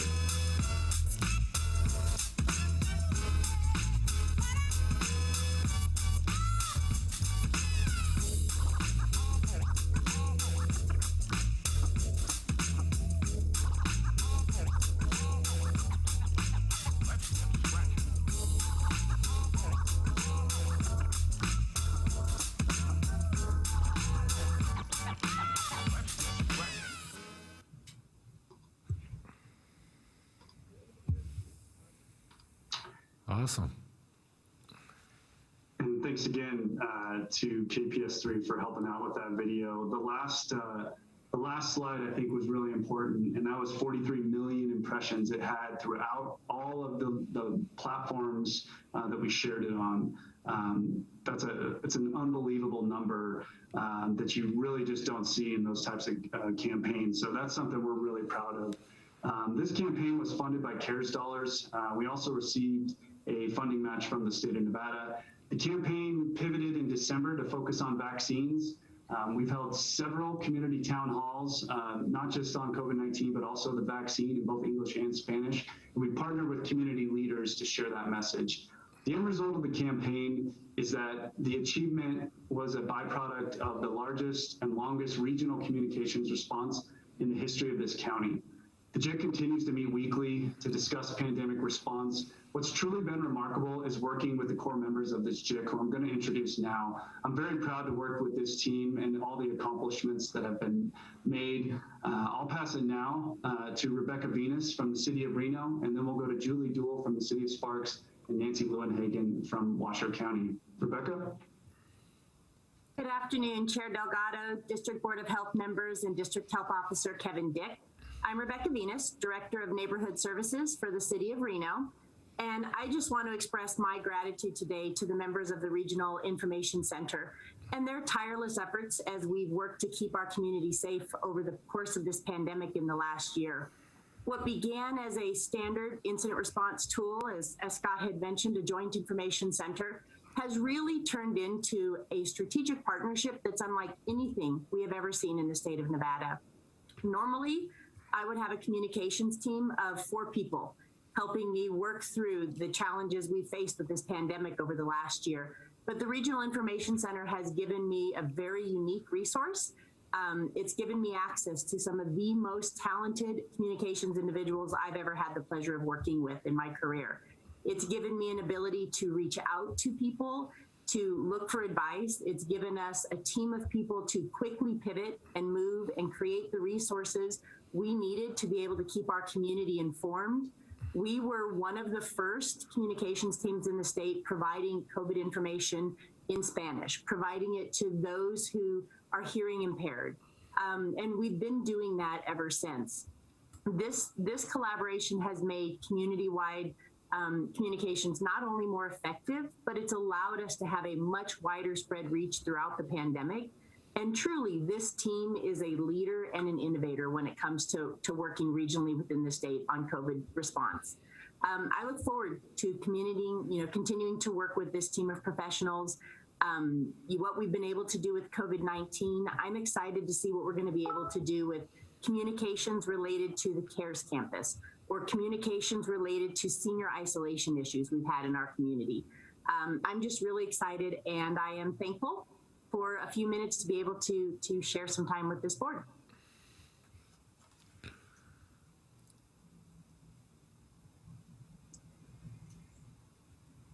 Go ahead, Julie, if you're ready. Good afternoon, Chair, Vice Chair, District Health Officer, and board members. I'm Julie Dwell, for the record, Sparks Community Relations Manager, and I really just want to echo what everybody's already said. And here at Sparks, I'm a mighty team of one, just like Scott. And so just to put it simply, this amazing collaboration with my regional partners is a true blessing. I would not have been able to keep my head above water without this team. So I'm so proud of what we've accomplished together. We've each brought our own unique strength to the Regional Information Center. And I believe that there's always blessings in disguise to everything we go through, including COVID. And this blessing is this team that I have had the pleasure to work with now for more than a year. And I'm just deeply grateful for this team and so thankful to work together. And because of this pandemic, we have put together a team that now, moving forward, we can continue to just work on any other regional issues that develop. So thank you, and that's all I have to say. Good afternoon. For the record, Nancy Lewinhagen, Communications Director for Washoe County. I really appreciate the opportunity to get in front of you, Chair Delgado, the board, and of course the health officer. I echo everything that they said, and I think it's really important to know that we're not done. We understand we're not done. We're continuing with the vaccine messaging. In fact, this morning, during our second meeting of the week, we shifted and adjusted and are putting some ad dollars to reach more of our vulnerable populations, and that's what we do every week. We couldn't do it without each other. That much I can assure you. And the other thing that's really interesting is long after this emergency is over, and I know we're all wondering when that's going to be, I know we're going to be working in this model to combat all of the rest of the things that we normally do.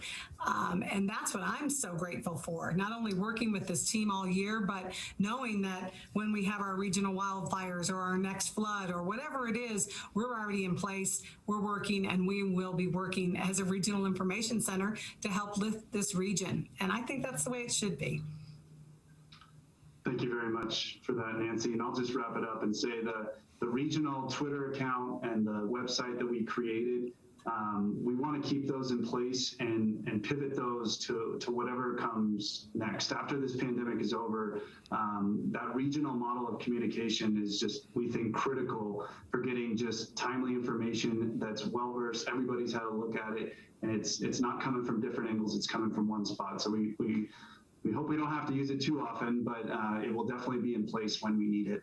And then finally, I just want to thank again the board for the time to present, and also just thank Kevin Dick, Jim English, Lisa Lautritz, Heather Kerwin, Chris Magenheimer, and many others here just for their support. And this PowerPoint will be provided to you all. And that's all I got. Chair Delgado, I'm happy to answer any questions if you or the board has any. Thank you very much. I'm looking to the board for any questions for the communications team. Yes, Councilman Dare. I just want to say good job. I think one of the most important things is that we have a concise message together. I've actually had the honor of seeing the chaos that happens even during this when regions did not do that. And I just tell you what, it's very important. And it's not always easy to come together and collaborate, but you guys did it, and it's very important. So thank you. Appreciate it. Thank you very much.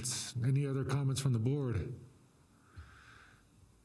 Thank you. And along those lines, thank you, Julie, Rebecca, Scott, Nancy. I think, Nancy, to your point, it's one of these small silver linings of opportunities to find best practices on how to better communicate with the communities that we serve in the interests of emergencies, but also just in general, in hopes to get people for best practices, whether it's bike month in May or swimming lessons in the summertime. Great opportunities. Thank you guys so much for pivoting, being creative, and working closely with the community. Communications was so key and continues to be as we see ourselves out of the pandemic. So thank you very much. So with that, we'll close item 11, the presentation. We'll move on to item number 12. Mr. District Health Officer. Thank you, Chair Delgado. Item 12 is a recommendation for reappointments to the the Sewage, Wastewater, and Sanitation Hearing Board, the SWIS board we call it. But this is really also a broader item for discussion. As the board has, we've been discussing our appellate board structure, and while we have individuals that are willing to be reappointed as their terms are expiring and they can still serve another term, we're really looking for overall direction from the board on whether they want to move forward with these reappointments. But if not, what we're really looking for is what would the board like moving forward for all of our appellate boards, our food safety board, the SWIS board, the Air Pollution Control Hearing Board, as a practice of whether you want to reappoint if people are willing, or if you want to open it up to others that might be interested before you make that decision. So I just wanted to frame that up, and I'll turn it over to Dave Kelly, who's our staff representative for this item. Good afternoon. My name is David Kelly. I'm the supervisor of the land development program within Environmental Health Services. And in case you're not familiar, land development covers septics, wells, and also safe drinking water. Kevin outlined it pretty well. Specifically, the reappointment is for 2 standing members and 2 alternates to the Sewage, Wastewater, Sanitation Board. We are recommending approval of the reappointments. These members have been with us during the last 5 years, and we've seen a lot higher level of variances and appeals due to the amount of growth in Washoe County over the time period, and that growth is continuing. So they're very familiar with the current challenges that homeowners and people building out properties are facing, and the issues they're going to bring to the board. Specifically, or as well, Mr. Vespi and Mr. Pezzanelli are engineers.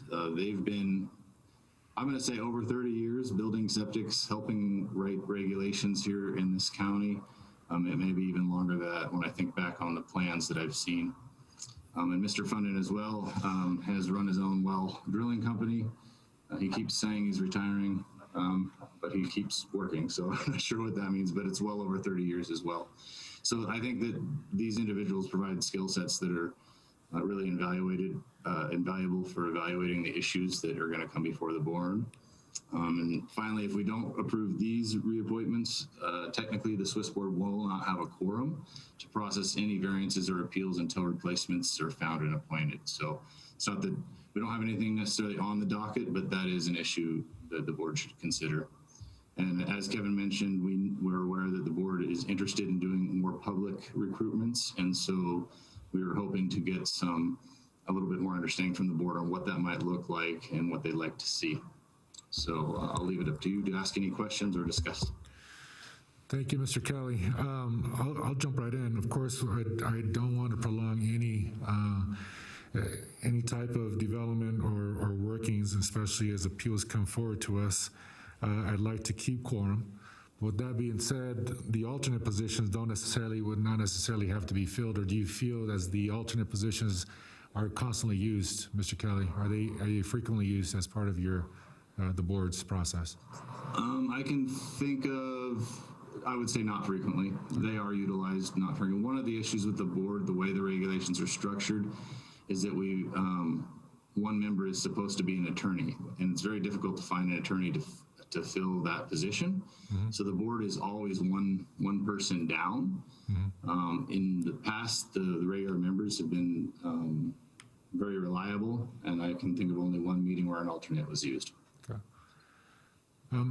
Again, I don't want to see processes be stalled, but I think that I can speak to is if through you, Mr. Kelly, and Kevin Dick, if there's a way for us to continue, whether it's the reappointment of the two gentlemen presented and one of the alternates, but then seeing if there's an opportunity, whether it's on the face, on the for us going out to the public and generally speaking to all positions, the positions that are before us today, I was unaware coming until, of course, the agenda was published or going through the draft. What I'd like to see is there's opportunities for whether it's on the homepage of or the Washoe County Health Districts Board, or easy access to understand which appointments or which boards are taking current appointments and when those are coming up. It's also being as transparent as the individuals that are on these boards and having their terms in parentheses adjacent to their name so we know when those appointments are going to be termed up, to allow for at least the community to know that terms are expected in the next few months and when those opportunities exist.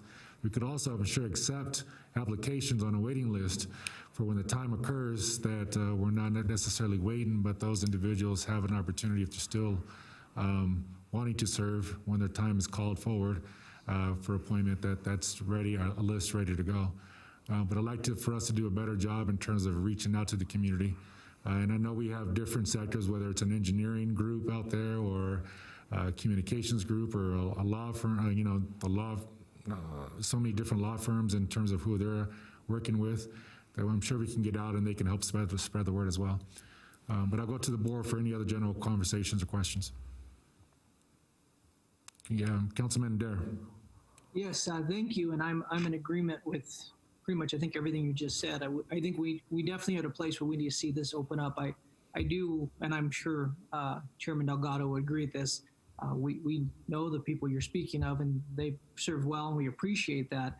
We're in a place though that I would say that anybody should reapply and be amongst, give that space if we can, and that would be not to do with just this board. This would be any board that someone's coming on, that they just reapply and then they can be amongst, and with that we'll look at definitely their tenure and things they've done as we move forward. But it definitely gives room for new breath, just some new perspective, making sure we don't have things landlocked is my thought. Yeah. Any other comments from the board? Do we have any public comment? No public comment, Chair. So I'll look for a motion from the board regarding the reappointment of the gentleman, also the alternates. Well, I have a question on that though. Yes. I think we're finding ourselves in are we really in a situation where we cannot function? So I'm just want to ask Mr. Kelly.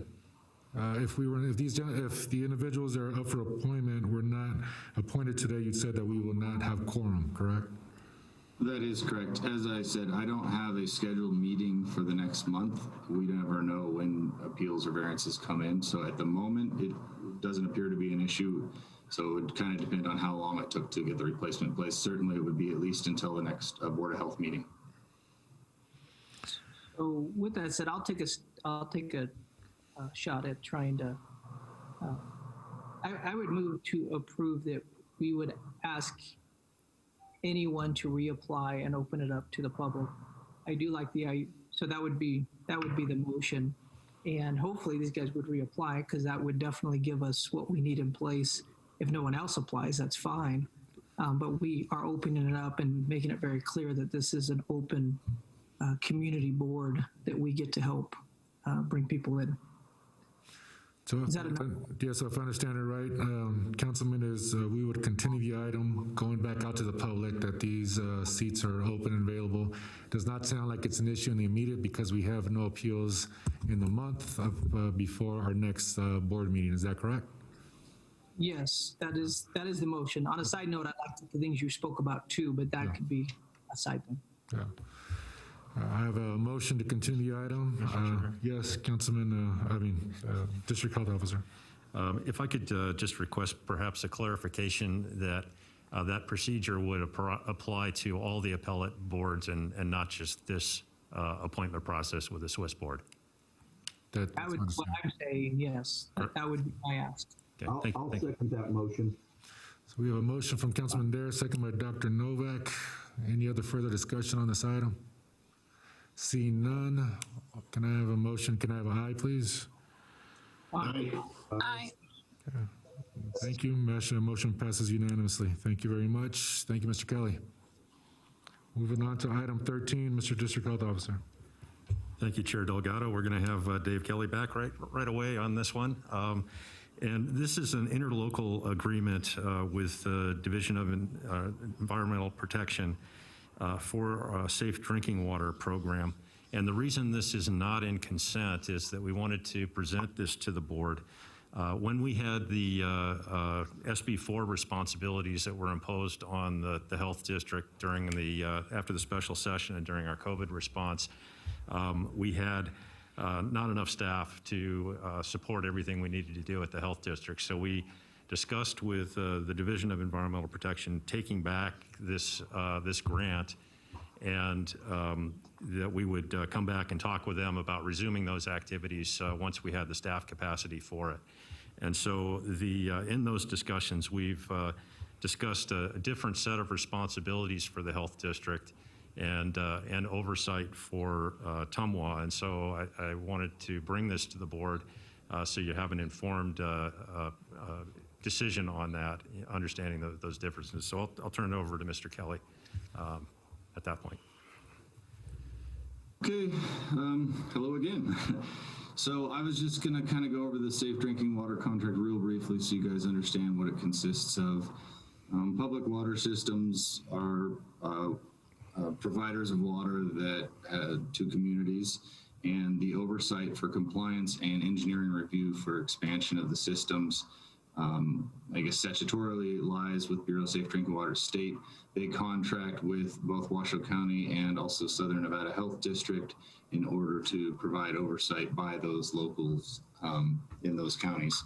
So that's the contract we've been under, and those are the activities we involve with. It involves surveys or inspections of the facilities of the water system, and again, reviewing plans that come in for changes to the system.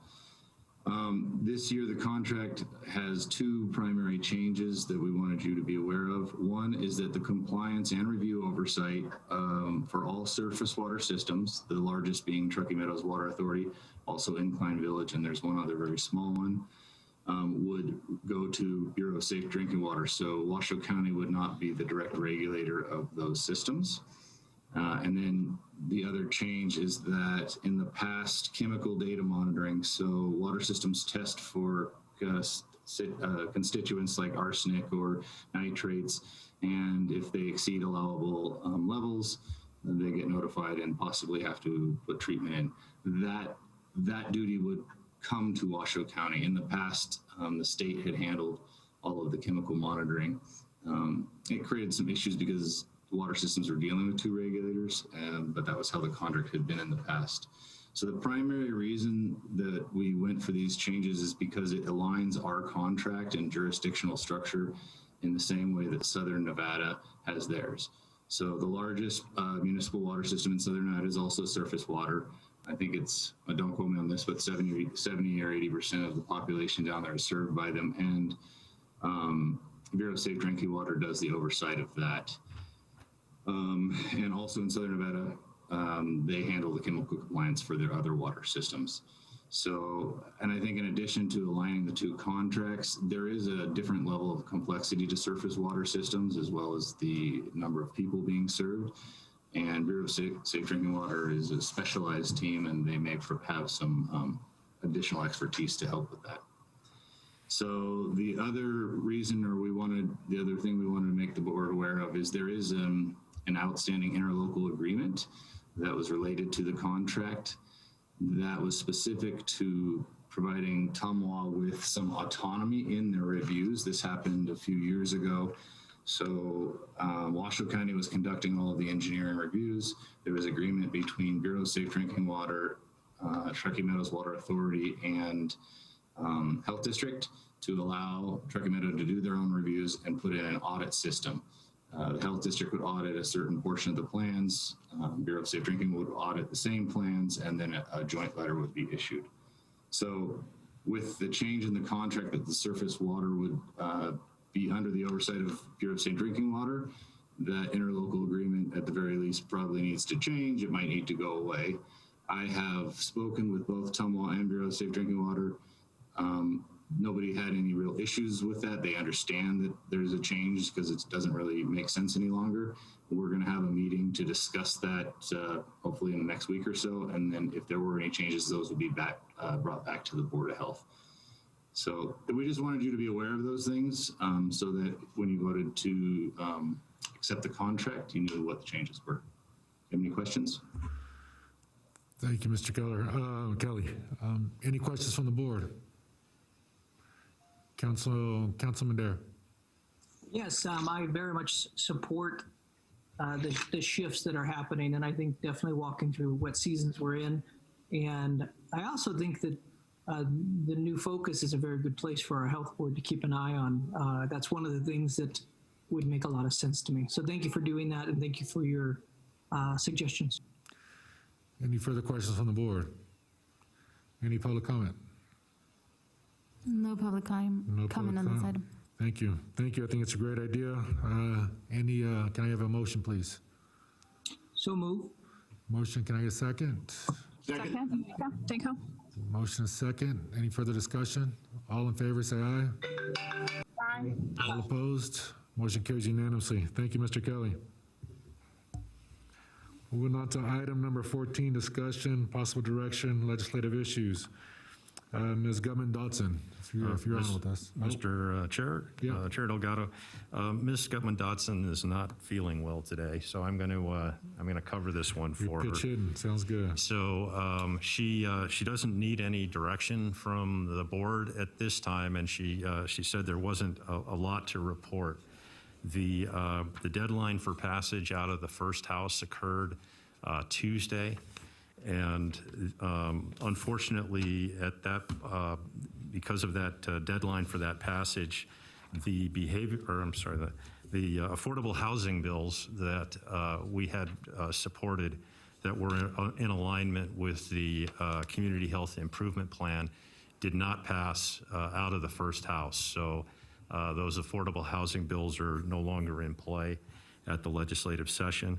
And she also noted that because of that deadline that was occurring, there haven't been many committee meetings this week. So that's really the extent of the update that she wanted me to provide to the board.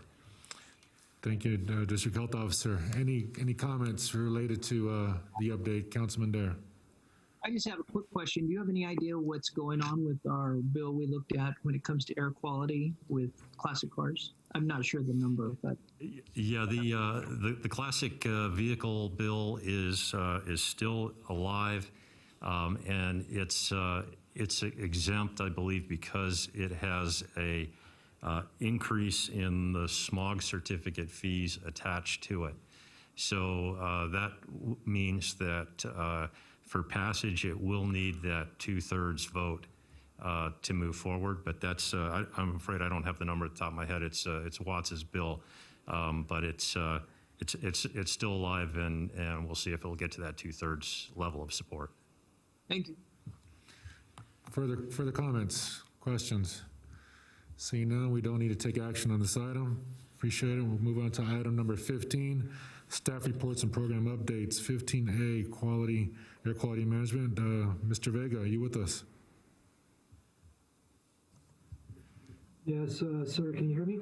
Yes. Thank you, Chair Delgado, members of the board. For the record, Francisco Vega, Director of the Washoe County Air Quality Management Division. I don't have anything to add in above that was already in my staff report, but I'd be more than happy to answer any questions. Any comments from Mr. Vega from the board? See none. Thank you, sir, for your report. Item B, Community and Clinical Health Services, Ms. Loretz, are you with us? Yes, good afternoon. Lisa Lotritz, Division Director for Community and Clinical Health Services.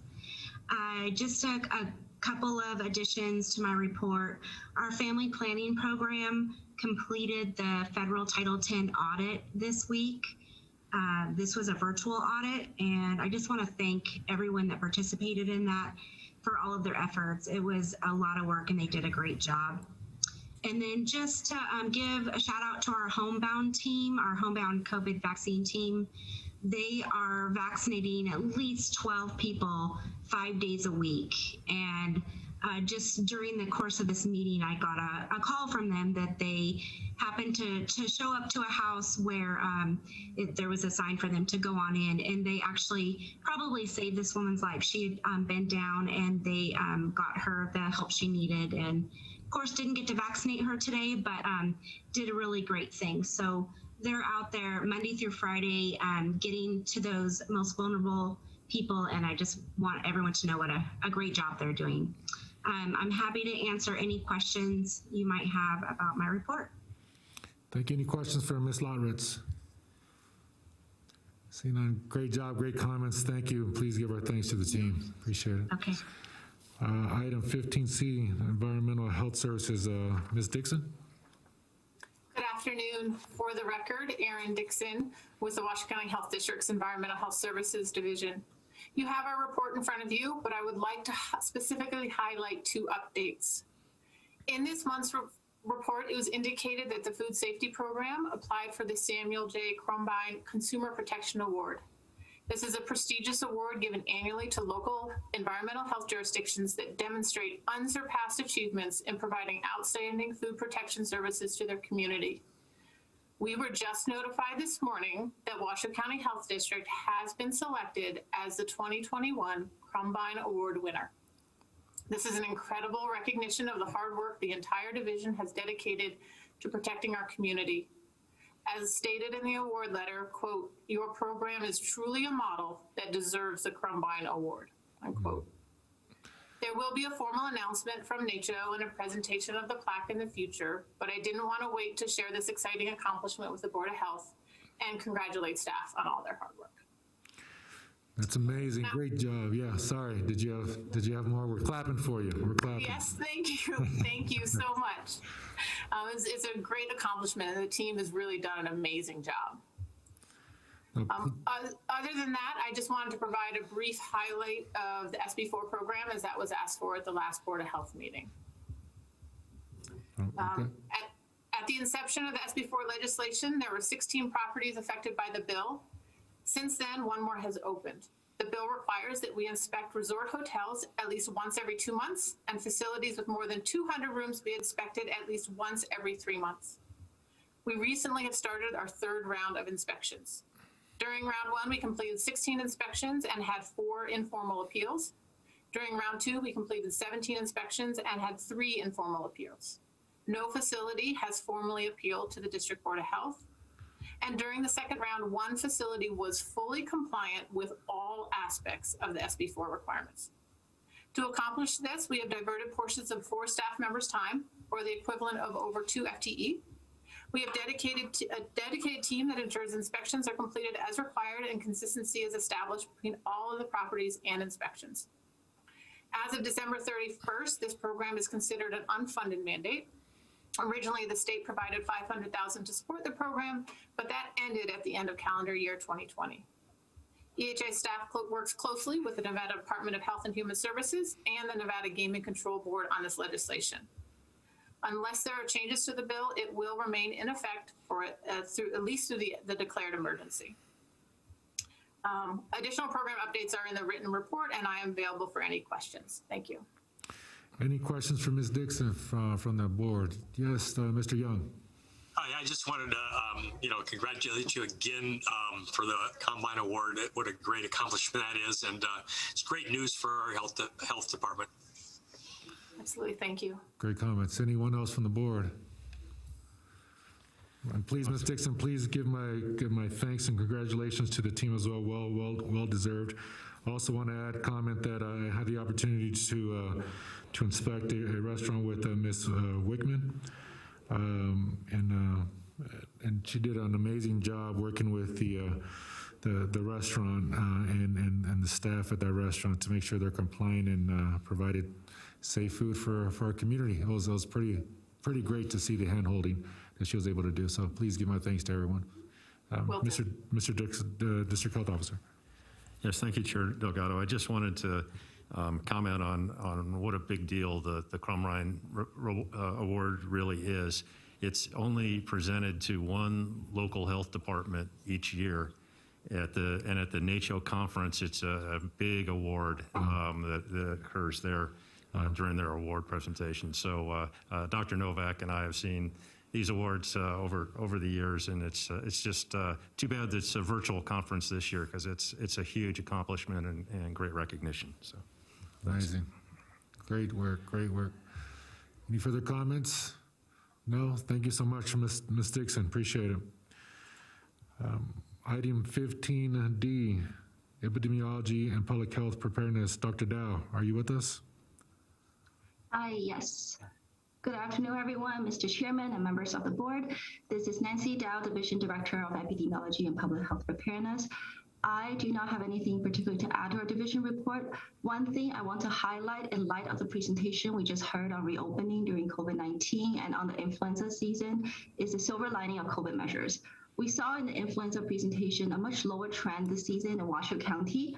This is also the general case in the United States overall for LI reports. So with mask wearing and social distancing, diseases transmitted through respiratory droplets have significantly decreased, and this applies to all respiratory transmissions. Another example you've seen was with RSV, we only have one reported this season, whereas in the 2019 to 2020 season, there were 35. Tuberculosis as well, in particular, immigration TB cases so far, including last year, has been less than 10 due to restrictions, but we usually see about 60 to 80 on any given year. Not only that, diseases related to hand-mouth contact and personal hygiene are lower than normal as well. We have less than 10 gastrointestinal school and daycare outbreaks this year so far. In the year 2020, we had only 11, but on a normal year, we could have upwards of close to 40 GI outbreaks. They also normally take much longer to close and much wider spread before they can be kept under control.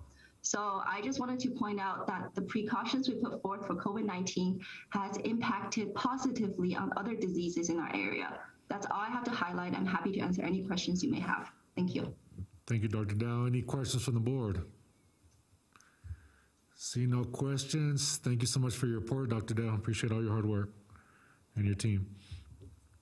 Item E, to Mr. District Health Officer, your report. Thank you, Chair Delgado. I wanted to provide an update on the COVID-19 response.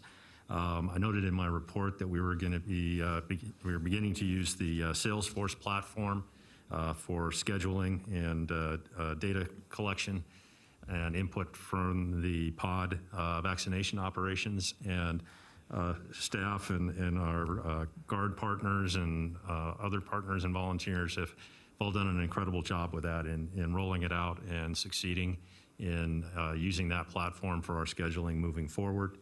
We are also continuing to work on the relocation of the pod from its current location to the southwest corner of the Reno Sparks Livestock Event Center. As far as our COVID-19 status in Washoe County, our case rates per 100,000 over a 30-day period are rising. That is currently at 305, and that's up from a low of 260 that we had on March 21st, which is a 17% increase over the last month. The county is consistently above the state's case rate per 100,000 over that period. The state is now at 242. Which is lower than we ever got, and that's up from a low statewide of 214. Our test positivity rate has risen from a low of 5% that we had on March 14th to 7.2% currently, so that's a 44% increase in the test positivity rate. The Truckee Meadows COVID-19 risk meter that was discussed in the presentation earlier is at high. designating an elevated risk of community spread. And so the risk meter recommends not entering stores or restaurants if they look crowded at that level. It recommends not meeting with more than 10 people and not going to gatherings unless for an important or essential purpose. The CDC transmission level, new cases of 11.06 per 100,000 population, places us in that CDC designation of a substantial transmission that's occurring in Washoe County. And we have increasing numbers of variants of concern, particularly of the B117 variant that was discussed during the epidemiology presentation. We have 112 cases of that variant that the state lab has identified through their genomic sequencing. And that variant has approximately 50% increased transmission and likely increased severity based on hospitalization and case fatality rates, according to the CDC. The wastewater studies that UNR is conducting, the samples that they've collected over the past week are showing increasing levels of COVID-19 and predicting increasing case numbers. That's one of our early leading indicators for what may be going on with COVID transmission in the community.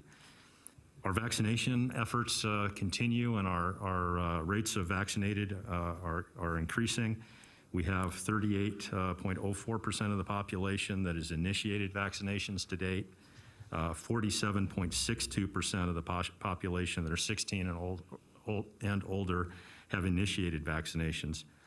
And we have 23.67% of the population that's fully vaccinated. And that's 29.63% of the population that's 16 and older that are fully vaccinated.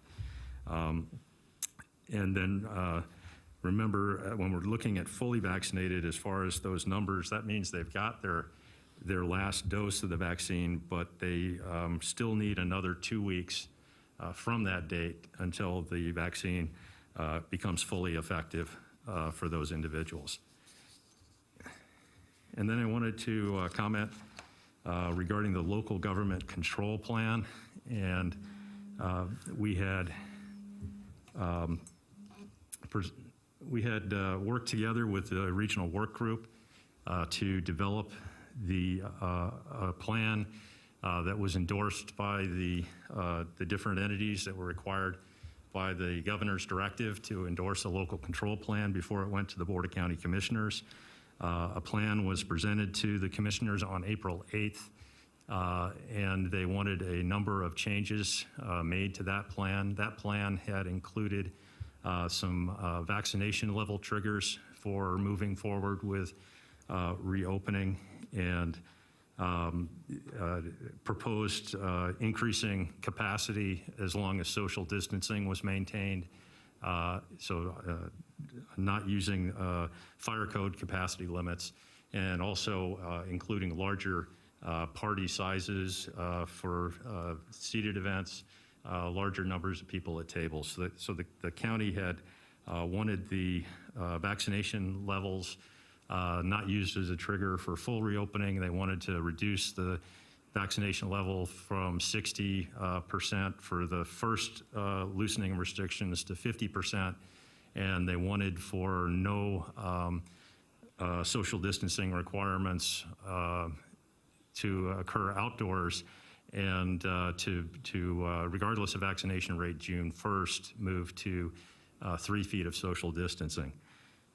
So we worked with the regional work group to see which of the changes that the Board of County Commissioners proposed that we could support. And during this period, the governor made an announcement on April 13th that also kind of changed the whole scenario around the local government control plans, where he announced that he wanted to go to 100% occupancy June 1st, and he was allowing the counties to make changes to the social distancing requirements as they saw fit in their local government control plans as early as May 1st. And so with that backdrop, we were also working to develop a plan that could be endorsed by all of the parties. And that plan was presented to the Board of County Commissioners on the 20th of April. It included, and there was quite a lot of discussion with that work group regarding the social distancing requirements and what to do in light of what the governor had announced on the 13th.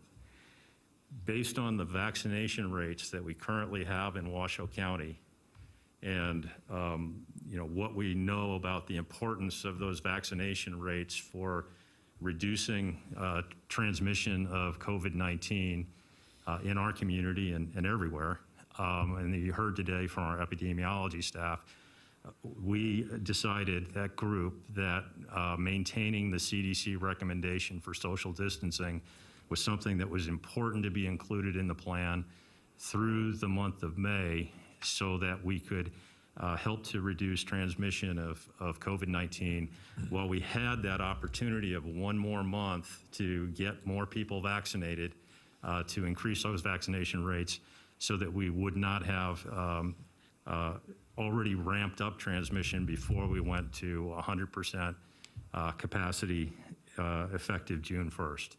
So that was the plan that was presented. Was we'll maintain the CDC social distancing requirement, and then June 1st we'll allow things to go to 100% occupancy, and we eliminated the percentage vaccine thresholds.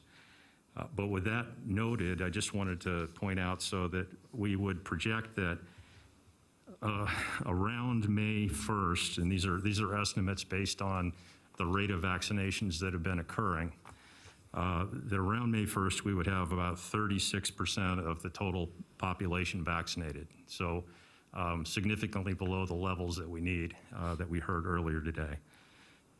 Around May 6th, we would have around 50% of the 16-year and older population that would have initiated their vaccine. And around June 1st, we would have 50% of the 16 and older population that had completed their vaccinations.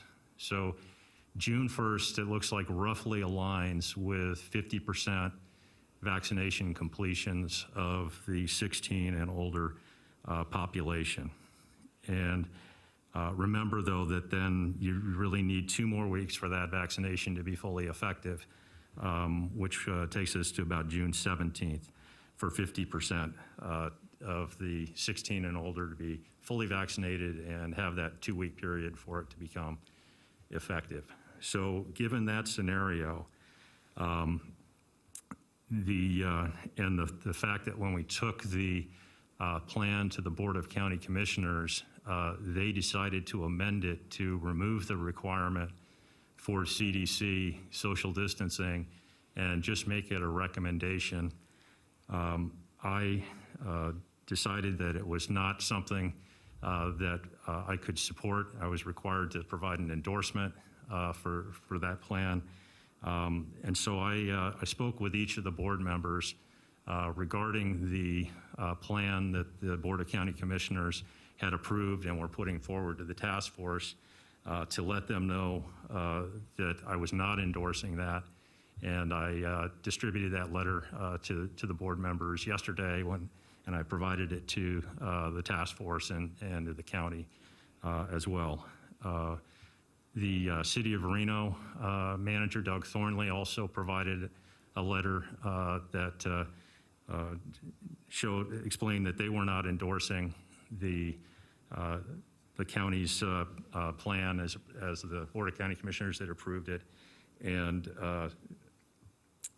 Pete Etchert at the school district, on behalf of Superintendent McNeil, also sent an email to the county informing them that the superintendent was not endorsing the plan. And she would be discussing it with her Board of Supervisors at their meeting next Tuesday.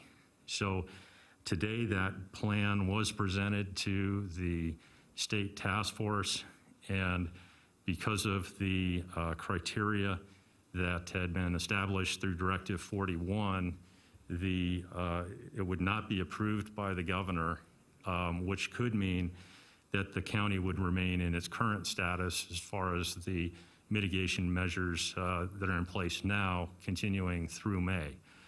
But the county requested, and they were granted the opportunity to work with the partners to see if we could develop a plan that was endorsed by all of those parties that could be submitted to the task force.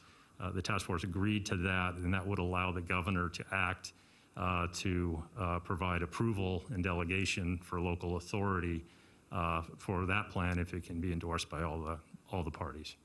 And so that's our current status as of today, and I'm sure we'll be all working together regionally to see where we can get to for a plan that can be presented to the task force.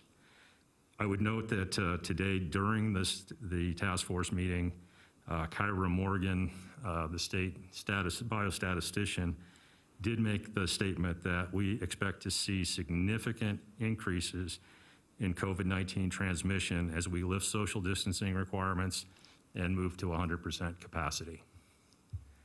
So that's my update on the local control plan. I just wanted to note that we did receive approval from the Public Health Accreditation Board for the second piece. So our annual maintenance report for our accreditation for this year has been approved, and so that's good news.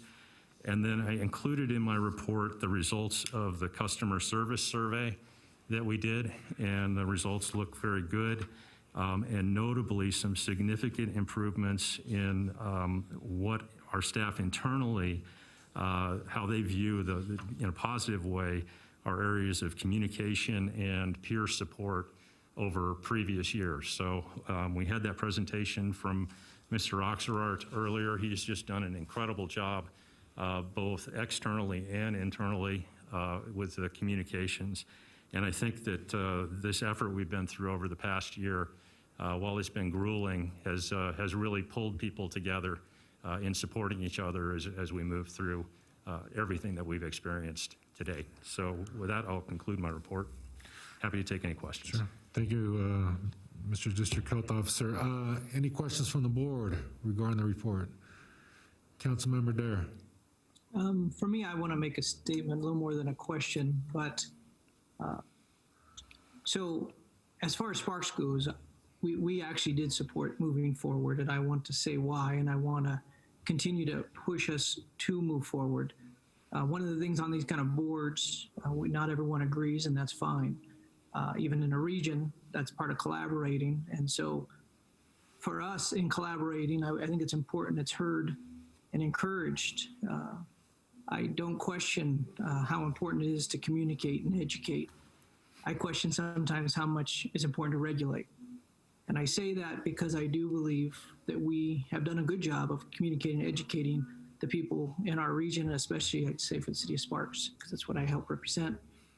And I do want to see us move forward. I want to see our businesses open. We cannot, I know it might seem like what's one more month? Well, what's one more month is I keep seeing businesses being shut down. I keep seeing problems happening. I keep seeing mental illness, different things that are happening because of the lingering of what's happening. And so we do want to see this move forward. We do trust our citizens, and we want to see things move. So I just want to make sure that's said. I do think it's important when letters go out. I do appreciate Kevin, Health District Officer Dick, that you called and let us know. I appreciate that, and that is important to me. I ask that any letter that goes out from here that has Health Board on it is something I'm aware of, so I can understand what is happening. So I thank you for that. But as far as Sparks, we do believe we're watching hospitals. I think that's important. We're watching those kind of things, and I think those are some of the key elements in making sure that we're moving forward wisely. Thank you. Thank you, Councilman Dare. Any further comments from the board? See none. Let's see any public comment regarding any of the comments related to staff reports. Not relating to that, Chair. There is public comment, however, Ms. Alicia Ferraro came back on. I'm not sure if she's available because she said she had a meeting, but she's on. Okay, I'll take her comment during public comment. We're not quite there yet. Thank you, Susie, for letting me know she's Thank you. there. I'm here. Do you want me to wait, or are we ready? Yeah, I'll take your comment during public comment. We're just about there. Thank you for holding on. Thank you. Thank you. A2, thank you so much, Mr. District Health Officer. I know these are some trying times. I appreciate, and you have my full confidence moving forward in terms of how we continue to move forward. I know regionally, I deeply respect you reaching out to so many stakeholders in our community prior to the conversations with gaming, events, the jurisdictions, the hospital associations, professionals, to gather such an immense amount of data presented to the county commissioners. I still look forward to you continuing to work with those stakeholders and using and not squandering the opportunity to make sure we're safe during the month of May in preparation for June 1st. It's upon us. It's somewhat scary, but it's inevitable, and you have my full confidence. Thank you to you and your staff for putting together such a solid plan. And I know soon after this meeting, you'll be working with our local jurisdiction to provide something for us. So thank you again. That being said, we'll close item 15. We'll move on to item 16, board comments. Any general board comments from the board? I have one. Dr. Novak.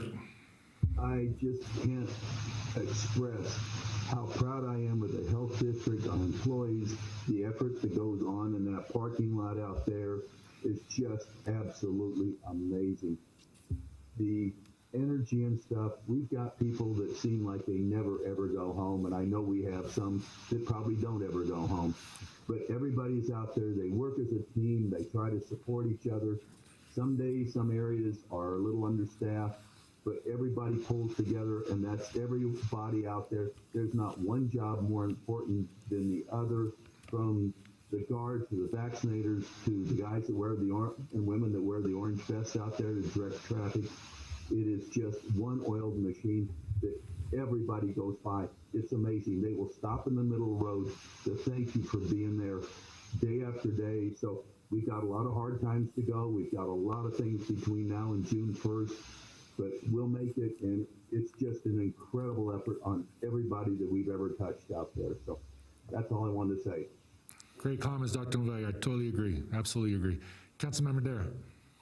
Actually, I want to comment on that same thing. I actually, last Saturday, had the honor of going through and touring, watching our distribution of our vaccines. And I'll tell you what, it is a well-oiled machine. They've done a great job, and I give them full kudos, Jim English and his team, and he went around and introduced me to every person, and so many people are doing so many things, from the guard to volunteers. And I actually want to give kudos to our own Dr. John Novak. Him and his wife are out there all the time and helping however they can. And there's a lot of different people from our whole community kept coming together. And I think that is fantastic. And I just want to say that's huge, that's leadership, and that's good. Thank you. Great comments. Thank you. Feel the same way. Any further comments? Yes, Mr. Young. Yes, I just want to ditto what has just been said there too about the efficiency there too. But I also would like the board to keep very, very strong in getting vaccines in people's arms, because that is really, if we can encourage our public like we have done and doing such a great job to get vaccines in arms, I can see a light at the end of the tunnel of this there too. So I'm just encouraging and excited about what we've done so far, and want to continue to really emphasize how important it is to get as many people vaccinated as we possibly can. And good job to everybody to get that so far. Let's keep it up. Great comments. Great comment. Further comments from the board? See none, we'll go ahead and close item 16. We'll move on to public comment. Just now, we'll take that public comment on, Susie. Is Ms. Alicia Ferraro? Thank you for your time today. This is my first time attending one of the Board of Health meetings. And it's really great to see all the work that you're doing. As a concerned Nevadan, though, I am hearing a lot of gripes, and I want to be the voice for those who have their children still behind masks, seeing as children are not being pushed to get the vaccine, seeing the harm that is absolutely happening. A lot of people are demanding that the mask mandate be lifted for children immediately. especially outdoors, according to several physicians and pediatricians, as well as a recent article with Dr. Jay Bhattacharya, an actual professor of medicine at Stanford, stated the following, that requiring children wear masks does more harm than good. So I'd like to know, Kevin, Dick, or whomever, if you're aware that the masks are causing more harm than good to our youth. I think this is the biggest point of contention with your population in Washoe County. And I'd also like to find out what, Kevin Dick's medical background is that would warrant how you're qualified to force children to be depleted of oxygen. How are we protecting anyone, especially children, by depleting their oxygen with a mask when patients with COVID need oxygen to treat it? So I'd like to see the scientific data that illustrates mandating masks on children is protecting them in any way in comparison to the harm they have suffered. I want to see the data illustrating how many children's lives are saved by wearing a mask in comparison to the health depravity they have suffered by your directives. I didn't hear any of that today. The vaccine, we're not going to hit 50%. The risk reward, pushing our population to get an experimental shot versus having FDA approved drugs withheld, is frustrating your Nevadans. And withholding our freedoms by holding a carrot of an experimental agent therapy, this is not going to get us to where we need to be by May 1st. And we are going to fight you. We are going to speak with you, hopefully professionally, but we don't feel like we're working together with you. We feel like we're being told how to live our lives. We feel like we're being held hostage still more than a year later with no real results. The data that you provided, I'd like to know where we can actually access that information other than the CDC, something specific to Washoe County. Thank you. Thank you for those comments. Any further public comment? No, Chair. Seeing no more public comment, we'll close the public comment. I'll look for our team for an adjournment. Motion to adjourn. Second. Motion second. All in favor, aye. Aye. All opposed? Motion carries unanimously. Thanks, everybody. Stay safe out there.